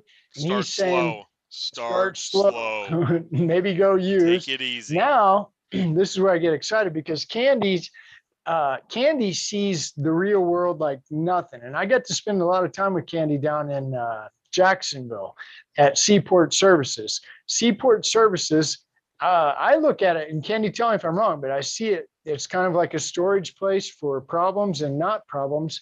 And you've got this TWIC thing going on. What is this? Seaport Service, we're an educational tool first and foremost, but most people that come there don't know that because they usually don't, it wasn't their choice to deal business with us the first time. Usually something happened, transpired that may have got them to us. We are secure storage facilities.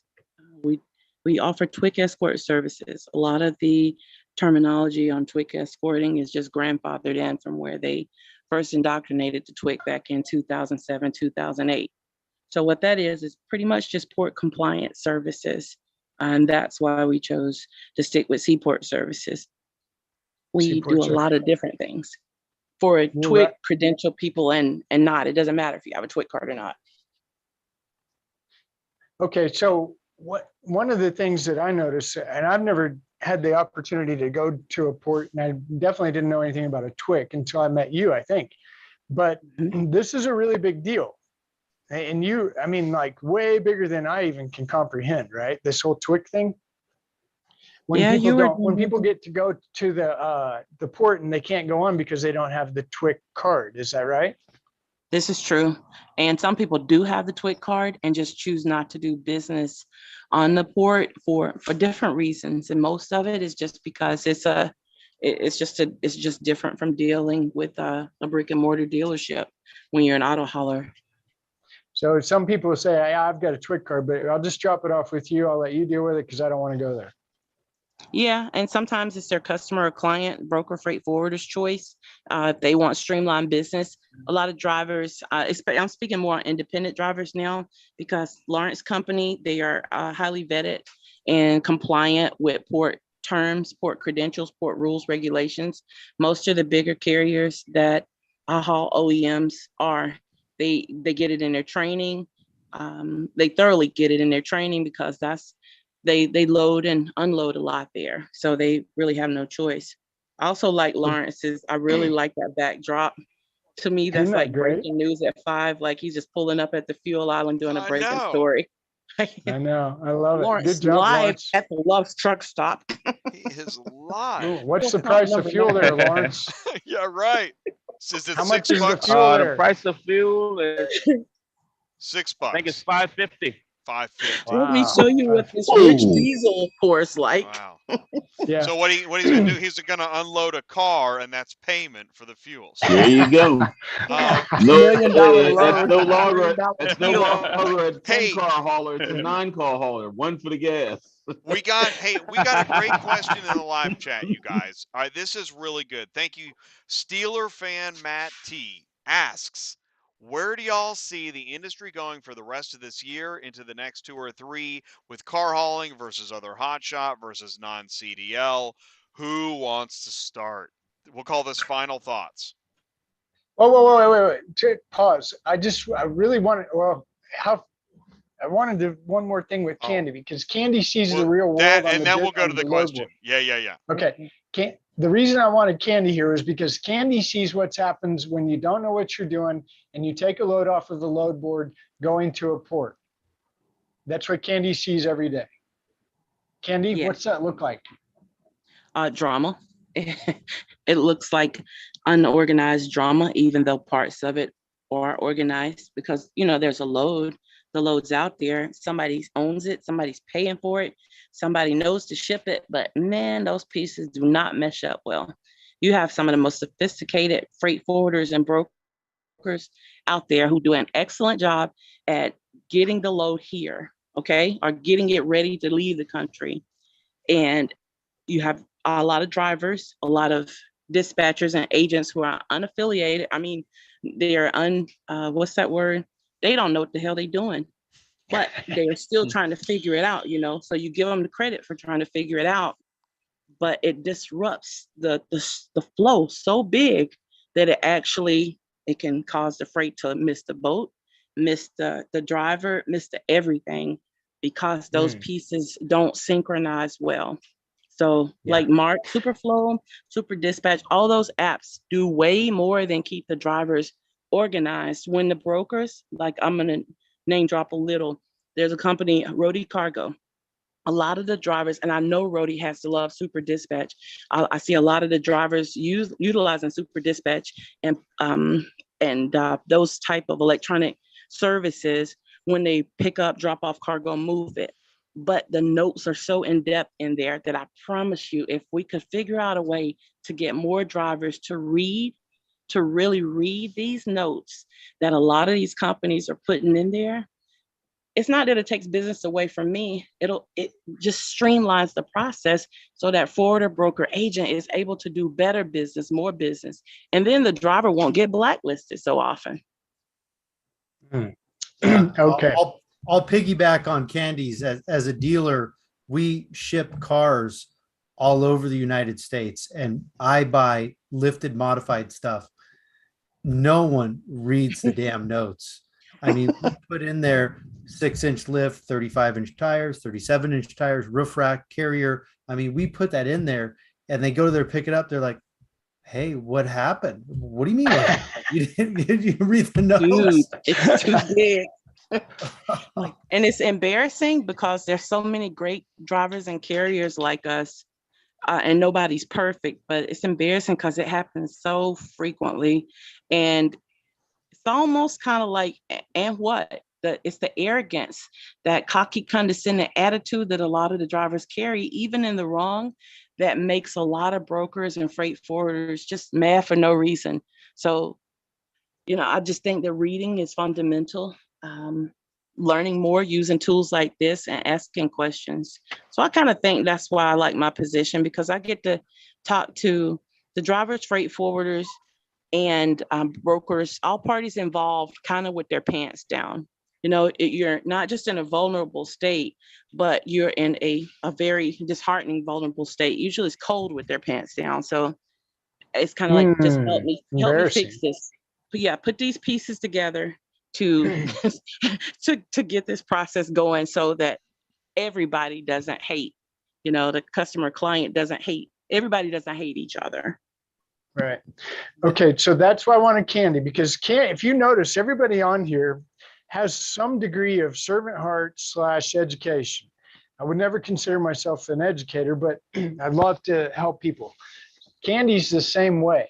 So as the channel grows, as the community grows, one of our objective is, hey, let me call somebody real quick before I touch it, before I do anything. Let me figure this out. I mean, can save you a lot of money, right? And can help you stay in business longer. So that's why Kandy is amazing. I love Kandy. Okay, back to the question, Jay. No, but I'm glad you did that. And you know me, like you threw something out earlier, like, okay, we're near the end, but then that was really important. So thank you. I have a question for Lionel too, if I could. Yeah, I would say, and I have a very distinguished freight forwarder. He's going through this right now. He has contracts and different things in places, verifies insurance.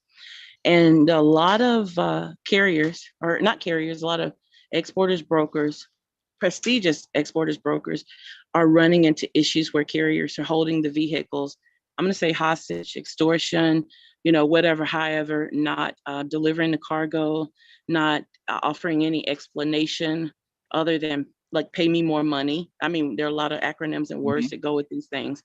what is the liability? Where do the legal ramifications come in for someone to better protect their cargo and assets when passing it on to a carrier? Well, to get a better connection there, instead of just getting the certificate of insurance, you can add yourself on as additional insured.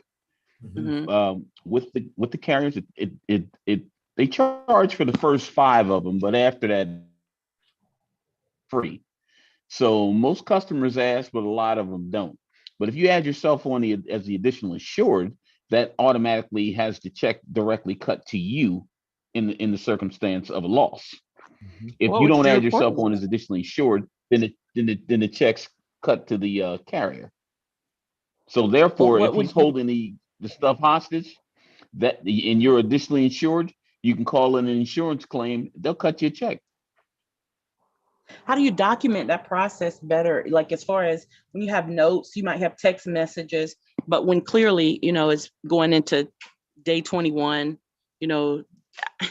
moving cargo, 1,500 miles. Well, I mean, it's followed by a standard process. If he's holding it hostage, take it up with the state police for whatever state he's delayed in. If he's in that particular state, wherever his DOT is, call the state police. You automatically have a insurance claim right there as being added on as additionally insured, and now it's his problem. He picked the car up. Now the car's stolen. Stolen property is a part of that policy. Understood. Yeah, that's what I was thinking. In the general liability area, maybe, or you don't want to put yourself in a vulnerable position. And just, a lot of these customers are doing it. Just, hey, send me a copy of your certificate, and that's it. But you're correct. A lot of these guys hold inventory hostage, and more money, or for whatever instance that they're not getting you whatever it is that you're doing. But there's other ways of doing it.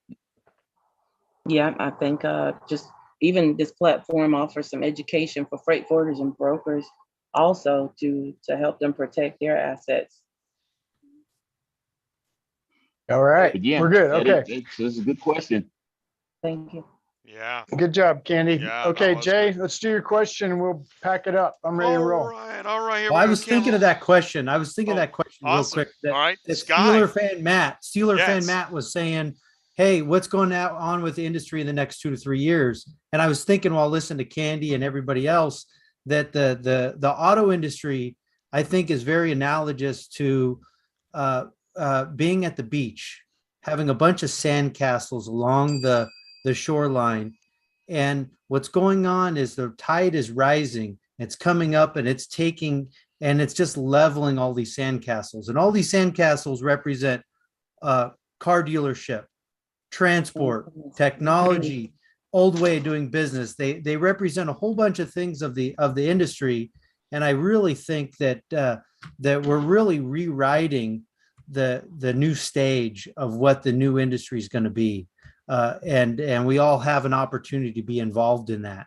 And I think that's what's really exciting with the industry, is just like what you said, Jay, earlier in the show, just because your grandpappy did this doesn't mean that's what we should be doing today. And I think that's 100% true. Just because we did that yesterday doesn't mean we do that tomorrow.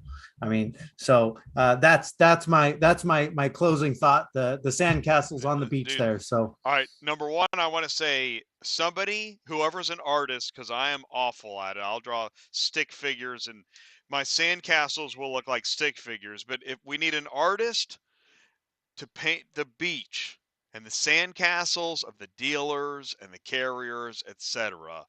I want to see, because, man, I'm telling you, that was an intense visual.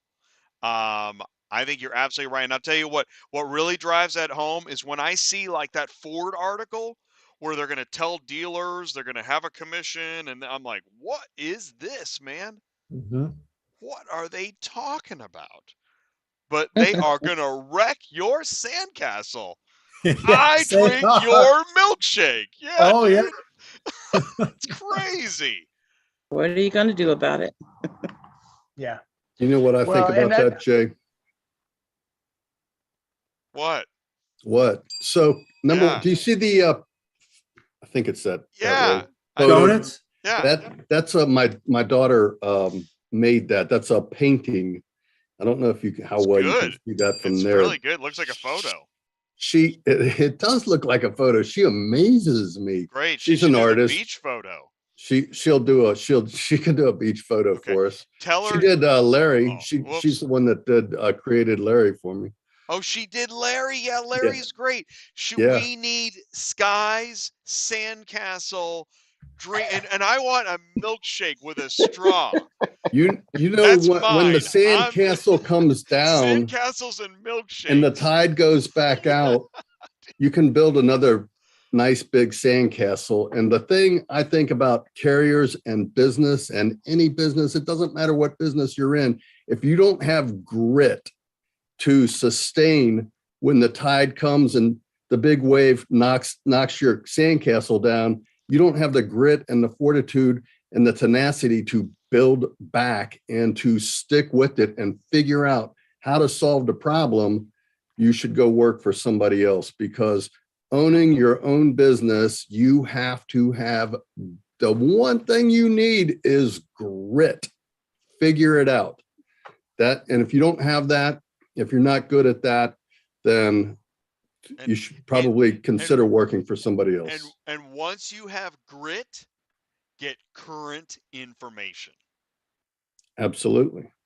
Information is key. That's the weather forecast, knowing that the tide is coming up, and if you don't build a moat, you're going to lose your sandcastle. The weather was good last week. The weather was great last week. It's going to be great. That's like the stock market.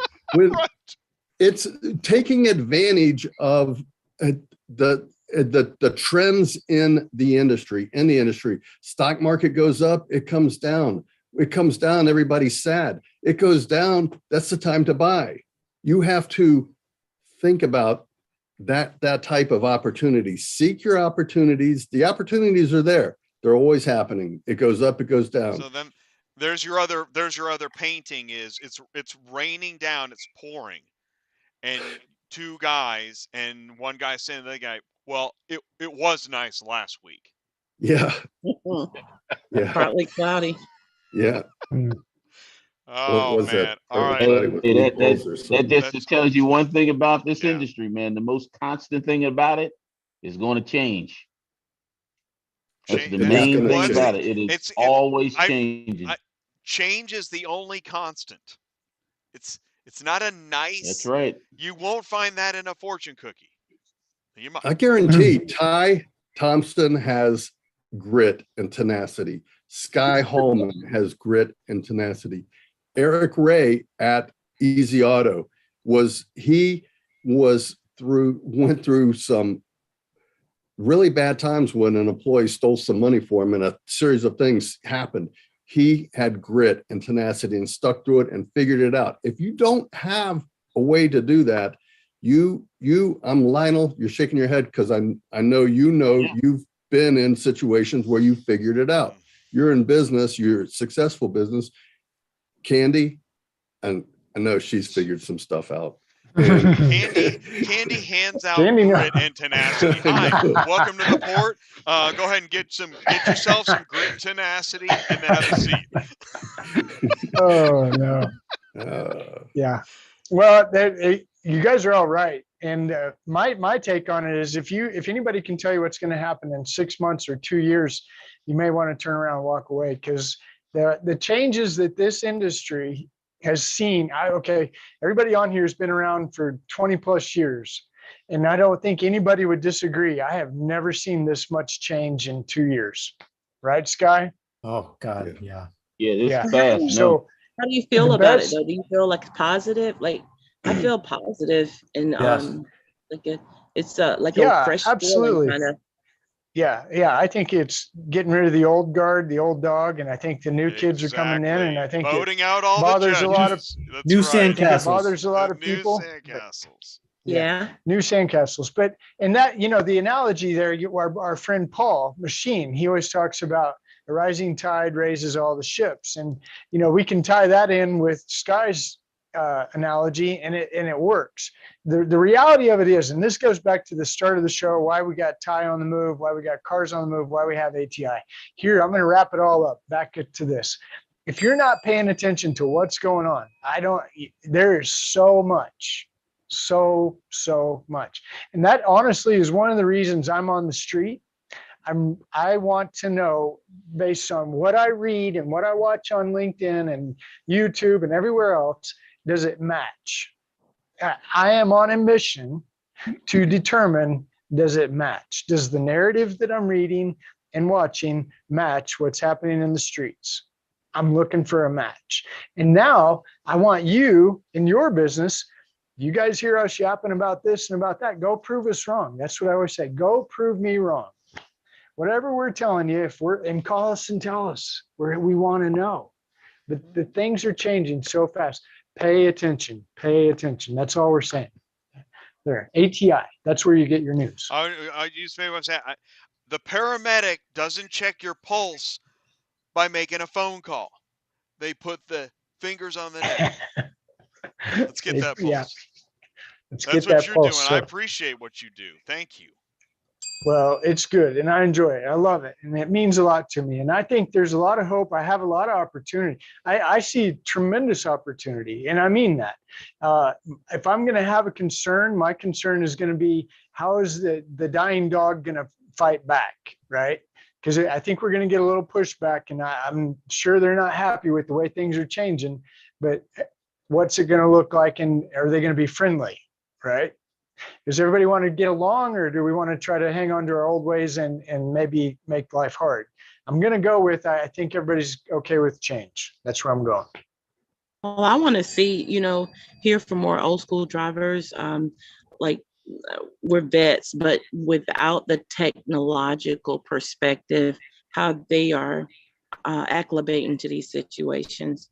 I hear a lot of different dialogue in the office, and some of them are just whining and not wanting to make any changes.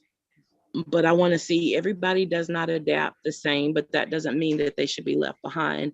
So I believe that platforms like these, and there should be some different means that even we pay attention to start integrating that old school driver there's a lot of drivers retiring, not because they're ready to retire, want to retire, but everybody's learning and isn't the same.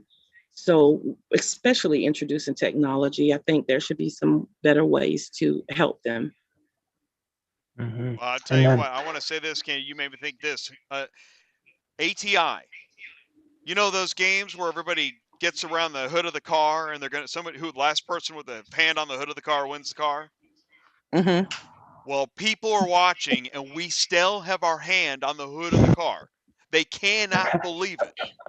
Those guys are still there. And it's starting to show, because I get emails now every week it's one at a time, but I get another. I got one today. I was like, really? You finally emailed me? Holy cow. It's great. What episode is this? 232. 232. It's happening. 232 in a Good row. job, Jay. We started in 2017, so it's happening, and that is what's really exciting. We still have our hand on the hood of the car. Trust the process. Awesome. Well, thank you guys, everybody, so Thanks, much. everybody, Brian, so much. Lionel, Mark, No problem. Skye, Kandy, Lawrence, our man on the street, doing a great job. Thank you, everybody. Ron, we'll catch you next time. All right, Jay, I'm out of here. Okay, right on. Thanks, everybody. Thanks, Good everybody. news, it's not Bye, Kandy. 11:43 like it That's was right, and it's last still year. early. It's not Yeah, too it's not late. midnight yet almost. That's right. Good night, guys. So, Thanks. all right, thanks, everybody. Good seeing Thank you guys. I met All Kandy right. too. Seaport Yes. Services, my Thank you, favorite. Bye, Kandy. Seaport Services. Good night. Bye-bye. All right, and here we go. Thanks, Mark. Okay, Jay, good night. See you, buddy. All right, and that is the end of the meeting. I think I covered everything. You can still see me. You can still hear me. Awesome. You're still in the live chat. Awesome. We covered a lot. I know it's a long show. I knew this would be a long one, especially since I took up the first hour, but we still put in 2 hours on that Zoom meeting. So that was pretty cool. And we're still not, it's a good thing. That's why we don't start at 8 Central anymore. And we start at 7 Central every Tuesday night. Oh, what do we got here? Silverman says, "Hey Jay, it sounds like you are too far away from the mic." Really? Check, check. Am I? Mic check 2 2. Mic check 2 2. Probably what happens is when I yell, it distorts and compresses, but it is a little low. Let me check this. Nothing like checking the audio at the end of the show. Let's raise that up. Mic check 1 2. Now it might be too loud. I bet it is. Let me just lower that a little bit. But I appreciate that. Thank you, Silverman. Thanks for letting me know, because you know me, I'm always, and I'm testing. That's right. Mic check 1 2. This is the first live remote Tuesday night that I've ever done. Because usually when I go live remote, it's a shorter show. It's a 30-minute show. But this was a full Tuesday nights live, with full industry news, with full Zoom meeting, etc. And I did it remote live because here's why. Thank you so much, Chris. That's awesome. Really appreciate you guys. Sounds muffled. Interesting. Well, you know what? The microphone. This is a Blue Parrot headset, and these are meant to. You're not meant to yell into them, right? You just want to talk, and it has noise canceling features, so you can't hear the background. I don't think you could hear anything. I don't know. Can you hear me snapping my fingers? Maybe. I don't. No, I don't think it's even registering. So you got noise canceling, so that suppresses the volume. Anyways, I don't sell these things. I just wear one tonight. But the purpose of this whole live remote test, and keep letting me know feedback. I really do want to know. Any feedback is good feedback, because I'm going to go live from Car Conference. Here's what's going to happen. The end of this week, NADA, Ty is going to be at NADA in Vegas. What's NADA? National Automobile Dealers Association. And it's an association, but they hold the biggest show in automotive. It is the big show. And so Ty's going to be there live. I'm going to be here, but it sounds good through. Okay, that's good. That's helpful. And I think there's a decent amount of bass. I think these Blue Parrots are pretty good. Anyways, Ty's going to be live. I'm going to be here, and I'll be actually at Studio Desktop 1. But I built this remote live setup so I could go live on location. It's really a lot of work. I mean, anyways, there's no point going into it, but if you can see it, it looks like I'll share a photo. I'll share a photo when I'm live from Car Conference. So I'm going to be live in Vegas at Car Conference in about 2.5 weeks, 2.5 weeks. And I need it to work flawlessly, because there ain't no troubleshooting when you're live and remote. You can't like run to Radio Shack. I mean, you could, but you definitely can't get anything on Amazon. So I gotta have every single cable that I need. There's a lot going on here. So, and I'm not even done testing. I've done most of the testing. Are you bored? Are you bored with this yet? Is this boring? What does this have to do with auto transport? Well, what's important is that if I can get my remote live setup just jamming on all the aspects that I want, that means I could go live from anywhere, anytime. Pretty cool. Road trip. So we don't know. We don't know what'll happen next. Sounds like I'm driving in a truck. It probably looks like I'm driving in a truck. I need to actually, we've talked about this. When I say we, I mean me, is getting, those trucker video game setups. You get your shifter and your wheel and I think there's pedals and there's all kinds of stuff. Then you got to get your Slim Jims and your Monster. But anyways, yeah, no, I want to get one of those setups, and maybe one of these days.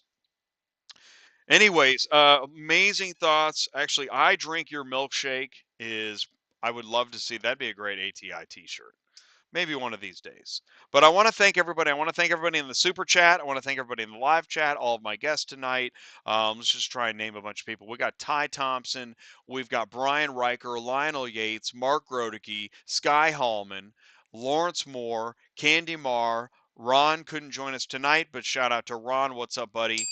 and everybody that was in the live chat, super chat. Of course, Ty and I can't.